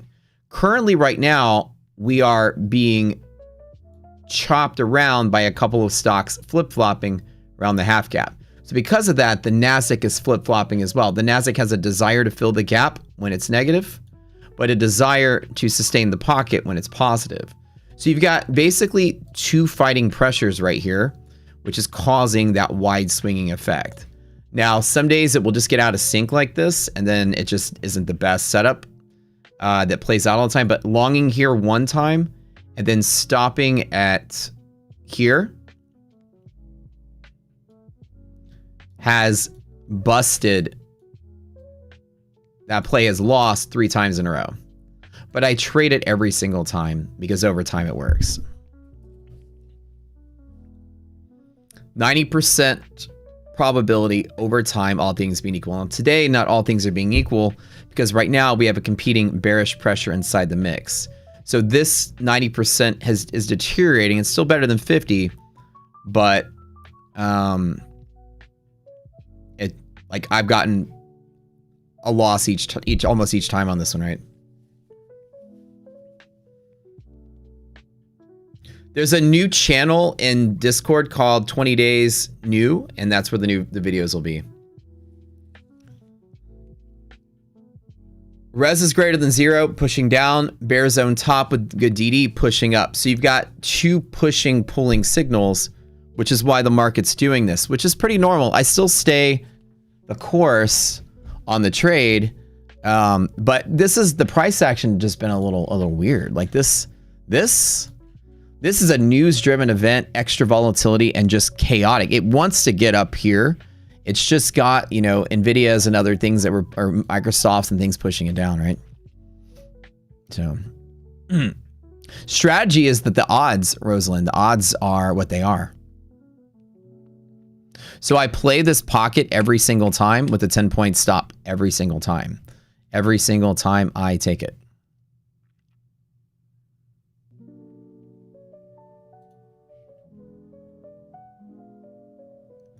Has the PA been shitty since the NASDAQ bottom? Kind of, right? Okay, I'm gonna long it in the Fund Next account. One of them as well. Yeah, the pricing has been kind of shitty lately. Long stop, long stop, long stop. The trick is to survive long enough so that when it plays out, you win. And this is what I teach in the boot camp. Somebody says, is this a strategy? This is how I teach, right? Is that I'm wrong, I'm wrong, I'm wrong, and maybe I'm right. And then maybe I'm green if I'm right. We'll see. Does that make sense? 25,600 is like that magic area that we need to hold for a bigger bull market. Let's double check monthly maps, by the way. Oh, I got to go to my funded TV in a second. Bullish, that's good. So strategy is odds-based, right?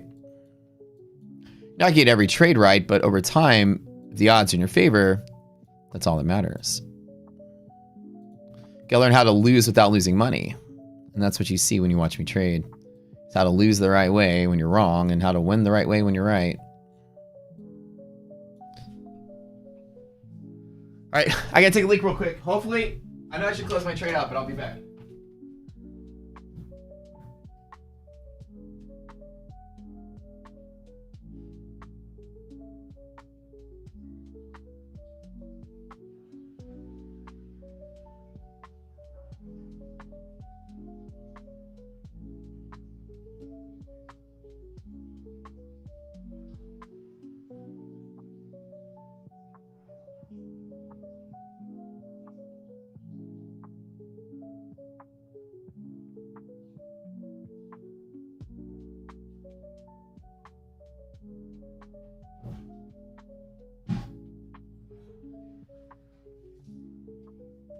What?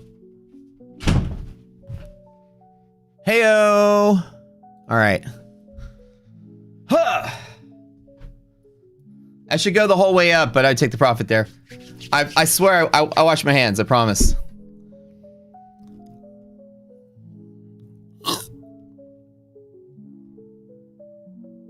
So in each one of these pivots, I teach you when you're going into a bear zone from the bottom. Don't wait for the reclaim. I chase it here every time with the 40-point stop. I don't wait for a reclaim on bear zone. When you pass through a bear zone, it's swift. So like here, I don't wait for reclaim. When you lose a bull pivot and then come back to the bull pivot, I chase into it as well. When you break into a bull pivot for the first time, I always wait to bounce through and reclaim. Breaking out is rarer to continue than returning to once, which was bullish.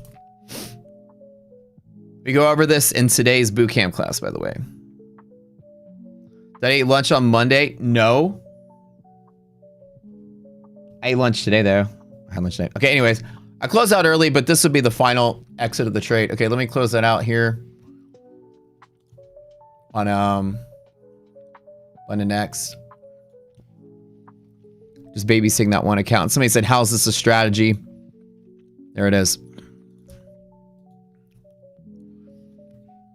Market round tripped and I worked my way back to even. The lesson is, yeah, exactly. Like you get a naysayer or somebody say like, how is this a strategy? But literally, the God just gave you the evidence 10 minutes after you asked. Right, you're not going to win every trade. Long and stop, long and stop. There's a reason we play the song called Every Single Time. Long and then stop, and then long and then win. I did 3, did 3, did 2, did 5. Now I'm back to flat. 10th time's a charm, baby. All right, I got some days, right, 3 failures and 1 win. That's not that great on this one. But more often over long periods of time, when all signals, and again, this is that push-pull signal. You got a push signal this way and a pull signal this way. You're going to see that megaphoning pattern. Exactly. Negative resilience wants to fill the gap this way. You'll learn in class 4. Bullish DD and liquidity pocket wants to pull it this way. And that is, these are two competing signals that we have. One of them wants to go here. One of them wants to go here. And you shouldn't be surprised that it's kind of megaphoning and stretching out because of that, right? Now, normally, it doesn't chop around as much in a non-volatile environment. This is very weird price action. Normally, this would be smoother on that return, but it is what it is. What's the bull zone? I'll talk about it in today's boot camp. Boot camp is free, so you have no reason not to come. You're not watching anymore? Yeah, that person was the one that was trolling last week. Remember I said not to ban them? Always the same person.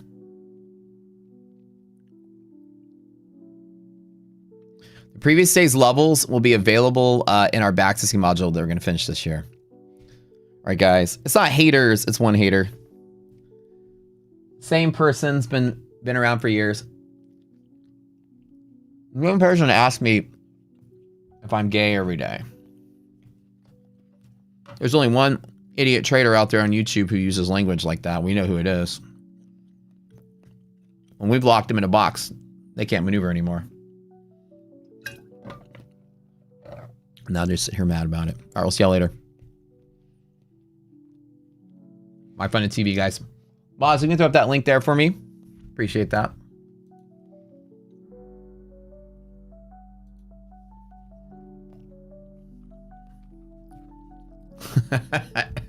SC Bond reminds me of that video. What was it? That's a funny video. 25 level on ES.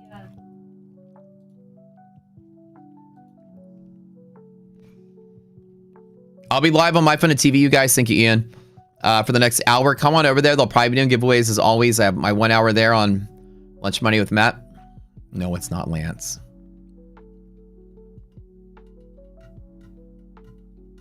That dude is a loser. He gets out of the shower to pee. Yeah, really, who does that, right? Who gets out of the shower to poop? Let's be real. I mean, pee. Just kidding. All right, see you on My Fun at TV, guys. Click that link and follow me over there.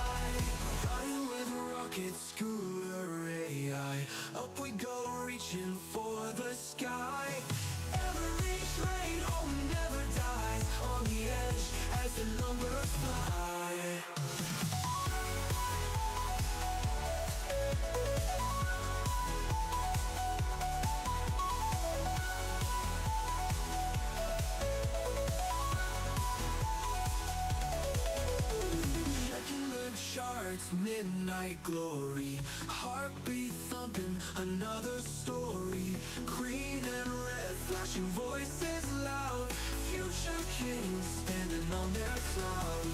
Checking the charts with their AI, up we go, reaching for the sky. Every trade home never dies, on the edge as the numbers fly. Checking the charts, tracking the charts, midnight glory. Sanctuary in awe, it's blending, mind on fire, never ending. Dreams of gold, relentless fight, push on through the endless night. Push on through the endless night. Push on through the endless night. Ooh, breaking through that bull zone. Nasdaq's looking solid.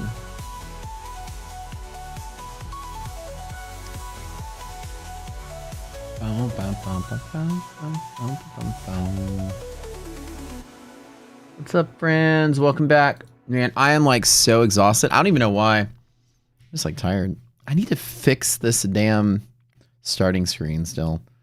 What's up, y'all? We're back. Big announcement today. Tradeify came out with some new plans, friends. If you missed the announcement this morning. Now they have one of the best accounts in the business. With their Flex add-on. They've got a daily payout Flex add-on and a 5-day payout Flex add-on. Very cheap and competitive end of the day drawdown for the Flex add-on payouts, unlike some of the competitors, which are trailing intraday drawdown. End of the day trailing drawdown is very nice. That gets them way up there on the list. What's up? All right. What do we got going on here? Let me check some things really quick. Use code Rocket Scooter for 40% off of those, by the way.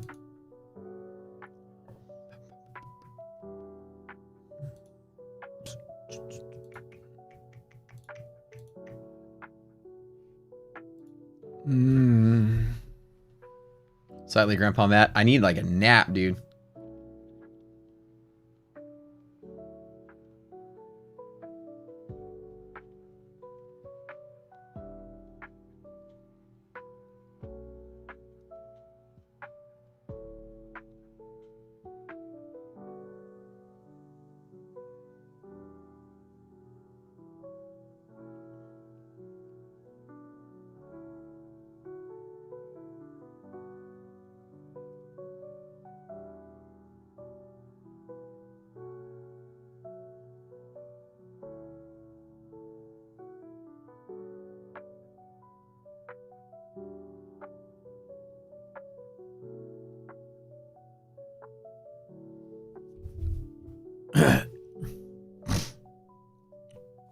So I take the retest and breaks. Right. I give it more than just a minute or two, though. Like an example, I try to give it 15, 20, 30 minutes. Like what I want to see it is make a substantial move off of it. And then 15 or 20 minutes or 30 minutes like goes by and then the market sort of bounces. Now, like it can go all the way to here and then bounces and then I'll take that leg. I normally don't chase right here unless it gets a significant move and then returns. This previous liquidity pocket resistance becomes support. I'll take the long. Normally on this, I usually try to miss out of this and not chase out like I'm going to miss out. And if I miss out, I usually do. Half of the time, I feel like when I jump into this, it ends up fighting down here and I have to come in and long there anyways to get the run. So what I learned was that normally I could hold a runner here and let it keep going. I just learned that breaking into bull territory, I normally just close out all the way. And then instead of holding a runner through the possible up and down, I could miss out of a move that goes straight up, which is the one thing I do miss out on. But I find myself most days I am entering on that bull zone tap anyways. So I usually just wait for it. The one that I chase, anytime that you, okay, so the way that chasing works is that anytime that you reclaim a lost pivot that was bullish. Say I have a bullish pivot here and I fail that pivot. When it returns to the bull pivot, I chase at the pivot. Like you saw me do that all day today. When we re-entered bull, re-entered bear, bear, and bear, I chased each time. So when you start in a bull pivot above and you lose it, when it returns, I chase every time. Another one is bear zone top. Anytime I approach a bear zone top from the top or from the bottom, I'm longing at the pivot every single time. I will chase this every single time. When you're breaking, so now if you have a bear pivot, right? That's not bear zone. Say that you have a bull zone. It's not a bear pivot, but say you have a bull zone bottom. Breaking into bull territory, I always wait for the pivot to take the long. DD bands, breaking through DD bands, I always wait for the bull pivot to take along. Anytime you do a bull breakout, let it test resistance as support every time. Anytime you were bullish and you lost it in return, I chase it every time. Anytime you are trading through a liquidity pocket, I will chase through a bear zone top every time. And that's the rules. We'll cover that today in the boot camp, by the way. 40-point target and stop loss. This one's a little harder because it doesn't have a target nearby, with the exception of the full run up to there. So if I were to trade off of here, bull zone, then add it bear zone to bet that we close in the bull zone, which is the final trade I will make if I do one, it's to put a small position here, big position there, to bet that we end up here. How much will I let it ride? Probably a 40-point run if I don't have another target nearby. And today here, it looks like from the bull zone to test the highs is 40 points anyways to test the high. So this would qualify as, okay, maybe I can get back on this trade. It's held for like 20 minutes and now it's trying to test. And so when it falls to test, I can tap it with a long of just one. If I lose the 800 bucks, I can pile in at 3. Resilience is still negative, so it's telling me that by the end of the day, it could try to sell. So that's one thing I'm concerned with. And S&P is not super positive right now, even so. So as much as I want to take this trade, 1 and 3 more, this is a very weak showing on resilience. Maybe I'm going to avoid it. Normally, I don't let resilience remove my decision to trade this every single time. But being on the fence and being that I kind of want to leave and take a nap and just freaking eat some lunch and go to sleep, I don't want to be in a trade. But yeah, this is an every single time trade setup. I'll do a nice little giveaway for you guys. Y'all smash that like button really quick. Let's get the likes up. I'll do a giveaway and then I'm going to get out here in like 20 minutes.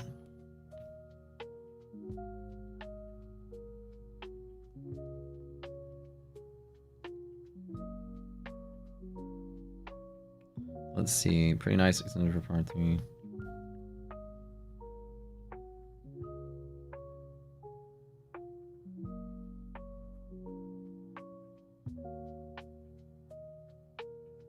Cool. My buddy and I are trying to go play some golf this weekend. There's a nice part 3 course. Pretty expensive. I think it's like 40, 50 bucks a person. But it's kind of trendy right now. For tee, that's pretty expensive. For 9-hole. I'm looking at the weather right now. Saudi suddenly partly.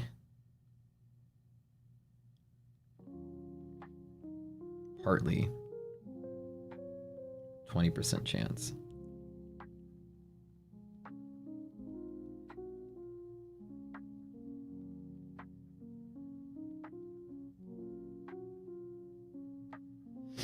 Oh shoot. This weekend I'm also doing a big, hold on.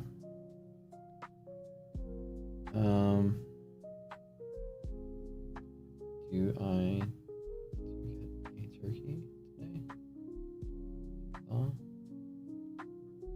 When? Shit, I gotta cook Thanksgiving all over again. We're having that big Thanksgiving party Wait, it's Friday. Oh, crap. Yeah, I need to go today. So yeah, Friday, we're doing a big Friendsgiving. 40-something people. I got to cook turkey again. Shit, I got to go to the store and get a turkey again. Welcome back to stream, you guys. Is there a new triple B level? Not when S&P and Nasdaq roll over. The triple B level was set when the futures roll over around that expiration of monthly VIX options. So it's locked into VIX, not the equities. Good question.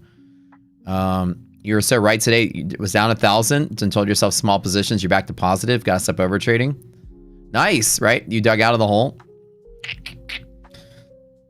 That's it, man. Like, and you've seen a lot of this in the last month. I've had some pretty shitty trades this month. And, you know, I've been very unlucky being on the wrong side of the big move. A lot of the times I've managed to just like work my way out of so many holes. I mean, the account's very positive now. I have not gotten that one day that has bumped this account 20 or 30K. I've been pretty unlucky with that. But yeah, small positions, taking it easy, not losing your cool. When I took the big loss this morning, it was like completely in bounds. I never freaked out. I didn't lose my cool. I didn't get angry, nothing. I just got my head down and worked my way out of it. Par 3, 9 holes, pay no more than 21 bucks. Yeah, dude, like 17 bucks. Oh, 100%. Hey, what's up?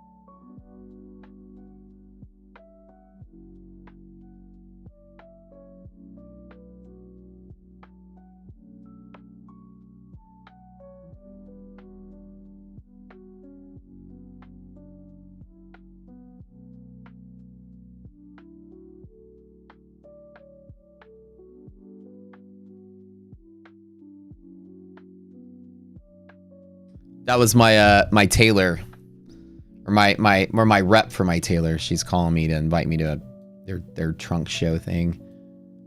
I buy a lot of suits from them. Very, very, very, very nice. They do a very nice job.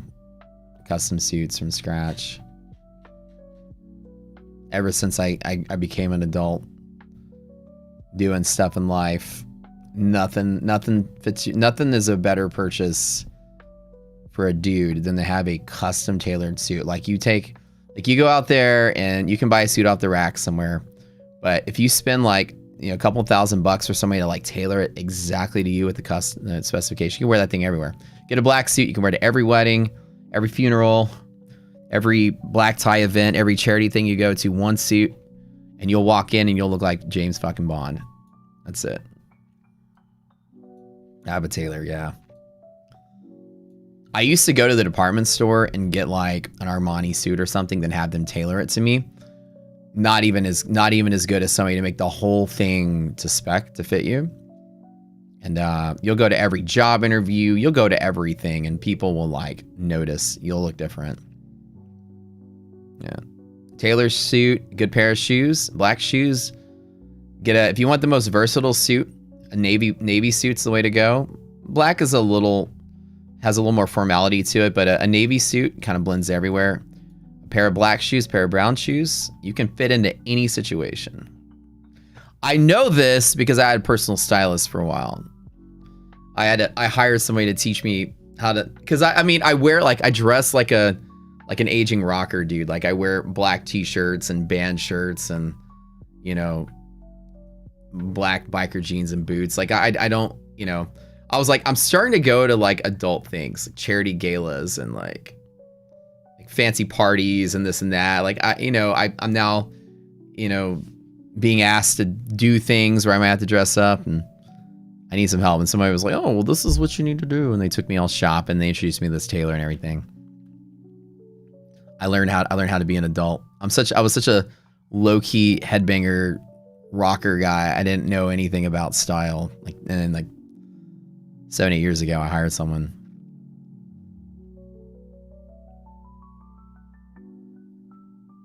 Yeah, like I'm talking just like if like the things you should ever splurge all your money on, if that's worth buying, is like a quality mattress for your bed. Like don't go cheap on a mattress. Like if it costs $5,000 for like a quality mattress, spend a third of your life on it. That's just as important as the house you buy. So you buy a quality mattress so that you enjoy a third of your life while sleeping, right? Don't skimp on that. And then of course buy a quality suit and shoes. And like I'm telling you, you get it just perfectly tailored to you. You will network just because you look good. People will want to talk to you. You don't need that Rolex to peek out the sleeve. You don't even need that at all. You need a good pair of shoes. That's what people don't realize. All these networking guys are like, you know, if you have a good watch or you bust out your black card on the table, like your Amex Black, and people will think you're somebody. Everyone notices, the first thing they notice is the shoes you wear. It's subconscious. When you walk up, you see someone's shoes, it makes the whole thing. So they say that's the one thing you don't skimp on is a nice pair of Italian shoes to go with a slim fitted suit. You're gonna walk in, girls are gonna be like, "What's up? How's it going, man?" And get good toilet paper. Yeah, don't buy that 1-ply stuff. Yeah, spring for the 2-ply, because nothing is worse than toilet paper losing its integrity. That's it. Your steel toes won't match the suit. That was the conversation I was having. Like my biker boots won't match the suit I'm supposed to wear. 3-ply is even better, bro. Okay, we're not that rich here. Okay, 3-ply. Okay, Mr. Rockefeller, get out here with your 3-ply toilet paper. Oh yes, I'll have the 3-ply.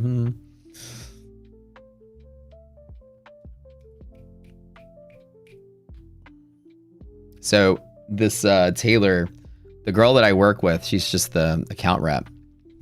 She's been very eager to sell me some more suits. I keep going to their shows, but I don't have a need to buy a lot of them. I have all the ones I need, but I still go just to check it out. Charmin Ultra Strong. Are you guys an ultra strong Charmin or ultra soft Charmin? Where do your loyalties lie in the Charmin world? That's my question. Are you a sensitive buttocks? Or are you a clean buttocks? How do we go? Strong bidet. Ultra soft or ultra strong? This is 2 camps of humans. It's a one or the other sort of thing. A bidet. That's what people say to get a bidet. Yeah, I don't have anything against it. I just never had one. Okay, this is the long a tree. If I were to get one, this was the opportunity. I'm going to actually take the afternoon off and go chill till boot camp. So I got some errands I got to run. I'm going to take a nap. I just use the 3 seashells. I don't even need toilet paper.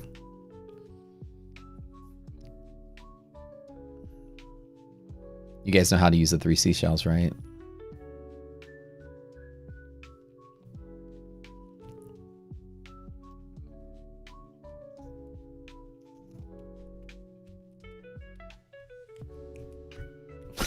Mike, what the hell? Dude, I haven't seen Demolition Man in so long. I kind of want to watch that again. I bet you it holds up. It's a time. Like, I don't think it feels dated if you watch it.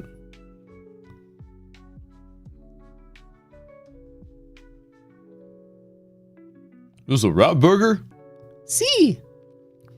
It's the best damn burger I've ever had. Gracias.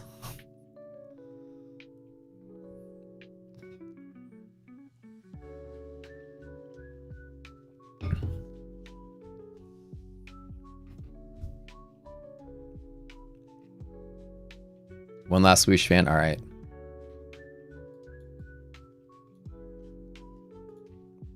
We'll draw one for the go. So I have to buy a turkey because I'm cooking turkey for this potluck thing on Friday. So I have to go see if they still got some turkeys left, I'm sure. I mean, they always have turkeys. I did avoid this. Normally I would get in. See what I'm saying? I always wait for the retest. I never chase into it. See how smart that is? I always wait for the retest. Just the way the volatility and the craziness has been today, I don't know. I kind of don't want to commit to this while I'm taking my afternoon to veg out and chill. On the position size calculator with the consistency of 30 and get 1.8 max minis, do I round to 2 and 1?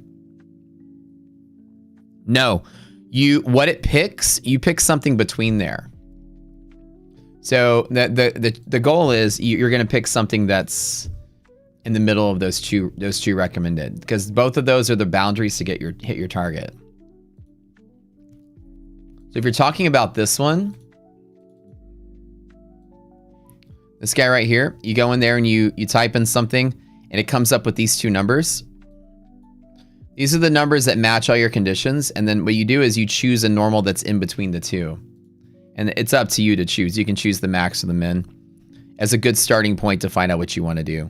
So in this example, if the calculation said 1.3 versus 1.2, I choose 2 right in the middle. I can choose 3. I can choose 1.5 or whatever. This is what gets my goal to the quickest way possible with the conditions I set, meeting the risk conditions of the account, your consistency and your days to trade and all that stuff.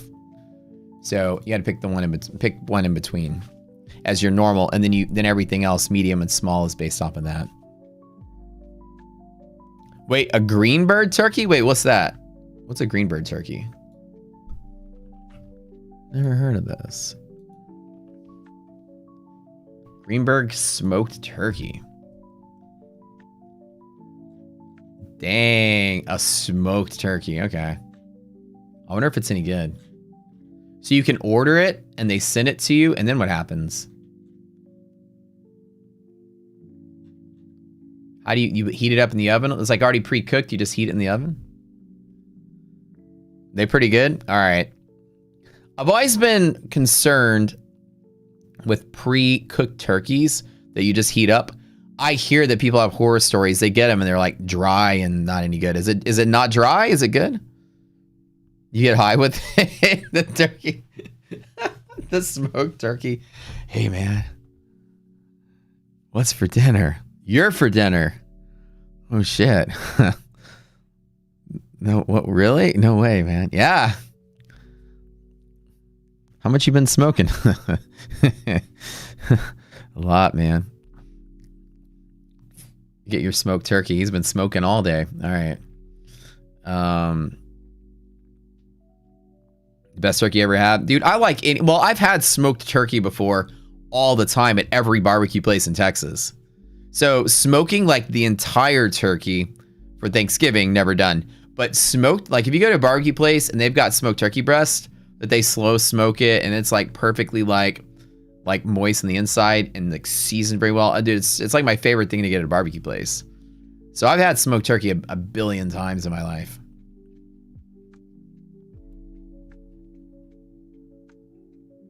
Don't eat the weak ass birds, LOL. Am I doing a giveaway? Yeah, we'll do something today. All right, guys, smash that like button. I'll do a giveaway and I got to get out of here and go do some shopping. Take it easy for the afternoon. How many likes do we have on the stream today? 7:30. Oh my god. Oh my god, guys. Y'all must hate me.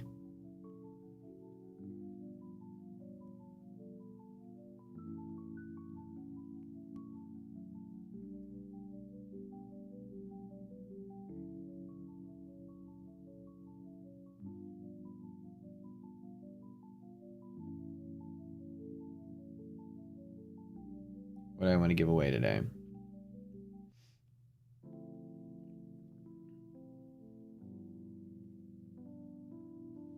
Okay. What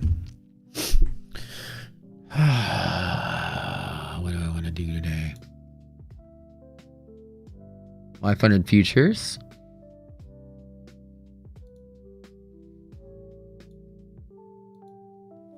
We'll toss a good one to you guys. We'll do my funded futures. However, before you type anything, we got to get the likes up. That's the rule. 919. Okay, 919 is there. We're all actually, I guess the stream isn't displaying them all.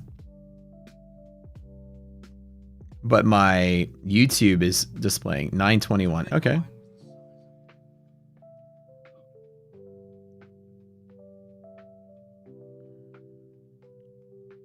Okay, cool. Friday I'm cooking. Saturday I'm golfing. Sound like a good weekend. All right, I haven't even typed it in chat yet. Hold on, don't type it yet. Hold on.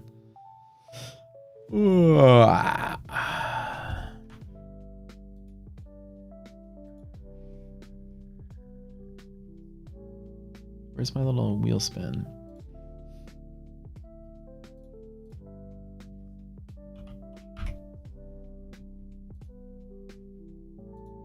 Okay, my fun and futures. Let's go.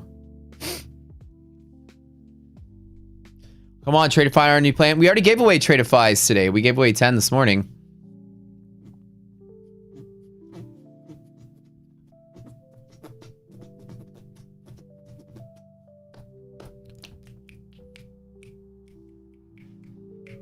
I'm excited to this new website that we're doing for the prop comparison. It's gonna be out of this world. Hold on, wait.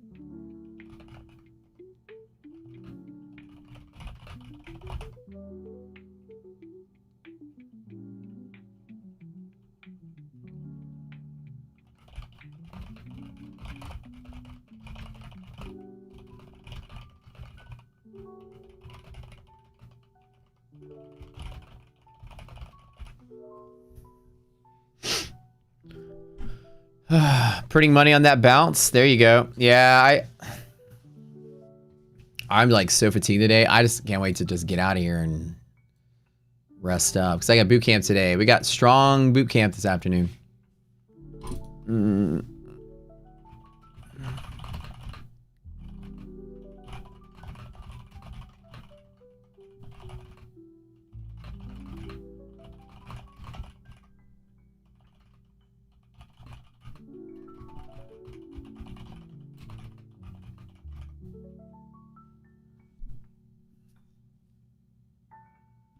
Start before there's too many people. Okay. Okay. 3 My Fun Futures, 50K. Scale plan accounts. Let's run it.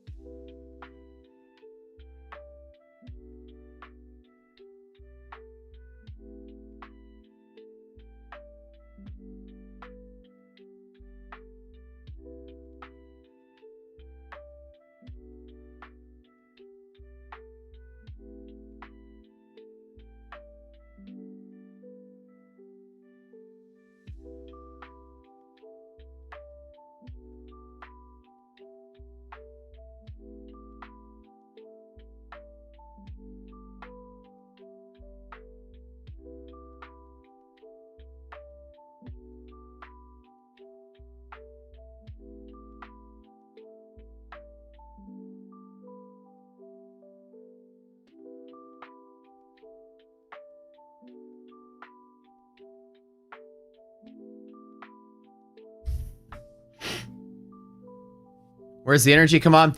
Oh, I was watching something on my phone. I was just watching a video on my phone. Sorry, I turned the sound down. Hold on. Sorry. I'm in the middle of doing like a million things at once.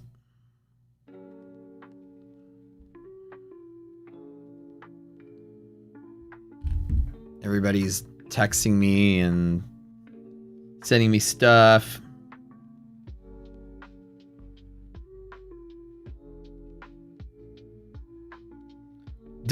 Kevin. Kevin,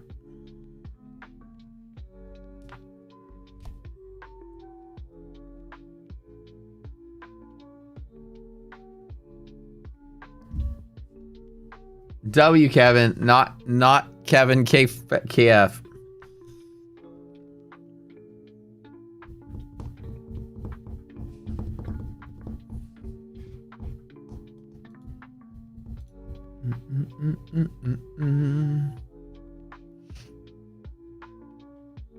Is that the good Kevin or is that the fake Kevin? Fake Kevin? Real Kevin, fake Kevin. Do I have any TBT accounts to give away? Yeah, I usually get like 20, I think like 20 of those every month to give away.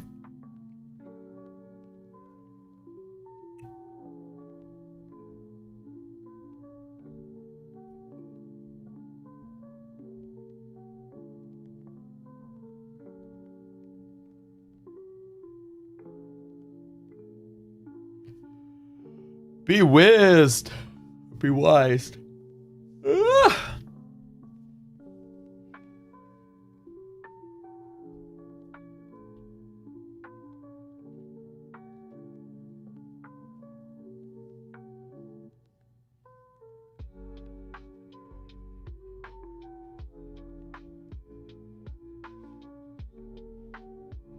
One more.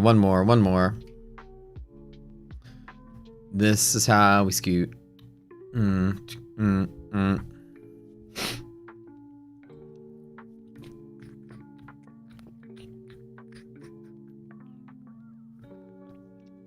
need a win, baby. It's gotta be you. It's gotta be you.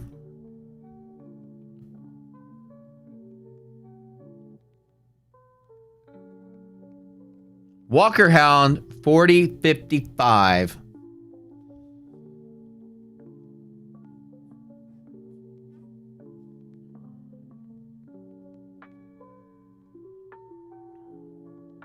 Nice job. All right, that concludes some My Fun and Futures love. 50K scale accounts, you guys, on the house, sponsored by our friends over there. We'll do one more giveaway with ETF in a second. Hold on. Oh, hold on.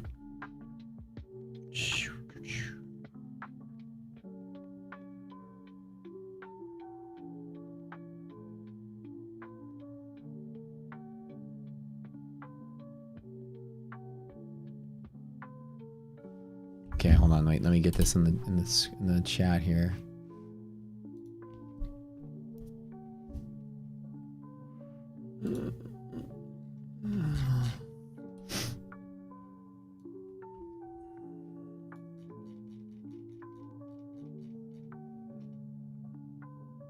Okay, you guys are now scale accounts. And then one more ETF. We do that every day. The 50K end of the day drawdown, or 10K end of the day drawdown ETF account. Really cool plan, value plan for those folks that are trading on a budget. It's a very, very, very inexpensive end of the day drawdown plan, which are usually fairly expensive. We'll do one of those in a little bit. Now I gotta get out of here.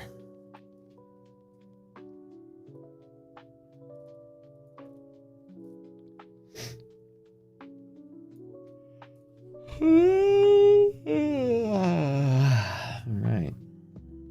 I know I'm supposed to only make turkey for this thing, but I still want to make other stuff.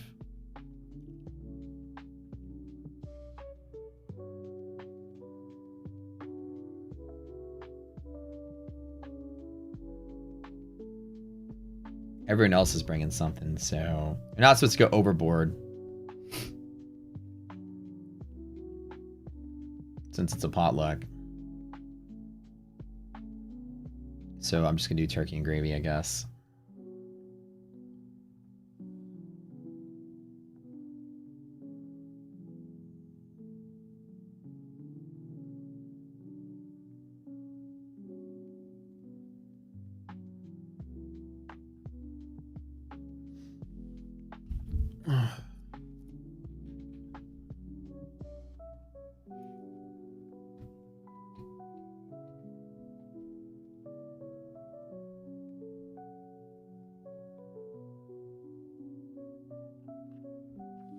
All right, spin the wheel in 10. Type in ETF. 9, 8, 7, 6, 5, 4, 3, 2, 1.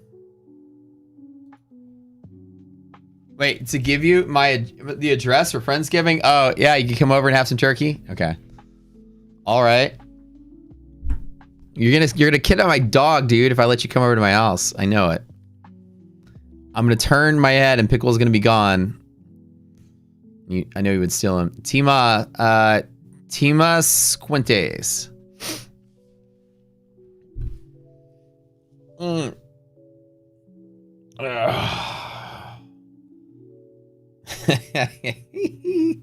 You'll bring wine? Oh, that sounds like a good plan.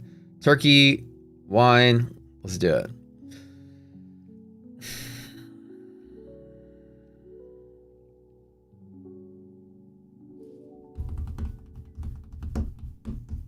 Type something in chat. Winners of the giveaway, you need to go to our Discord, go to the contest channel, message our admin named Slacks. Take a screenshot of your YouTube ID from inside your account. That way we know that it's you. And that message, send that screenshot over. Let them know you won. We're expecting you.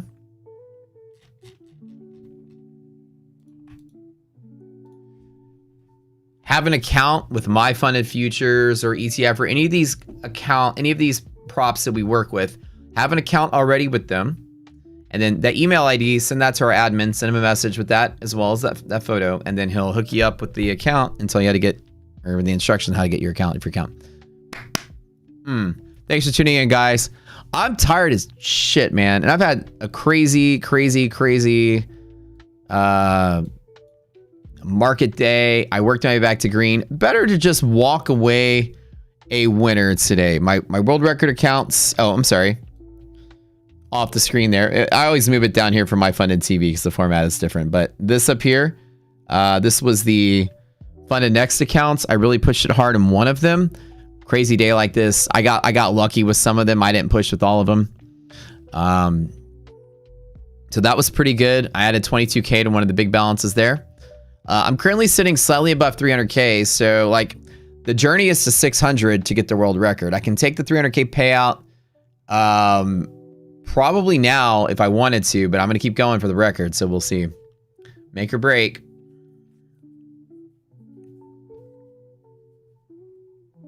Those accounts are up 100,000 to 50,000 to 100,000 each. That's it. Slightly older Matt or slightly want to go for a drive, Matt? I kind of do want to go for a drive.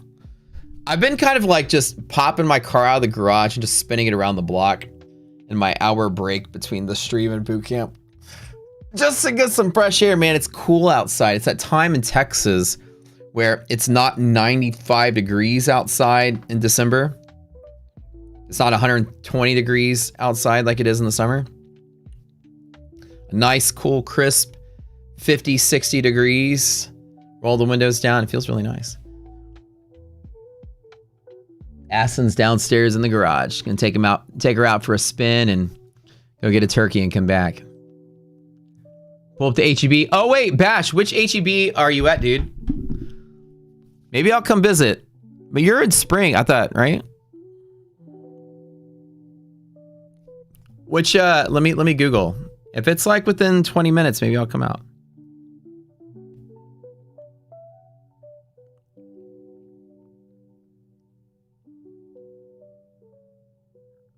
Let me know which HEB.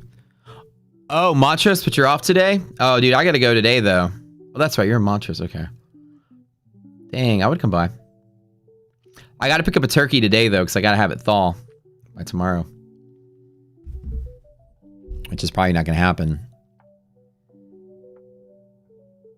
Your first snowstorm where? Devin, where are you at?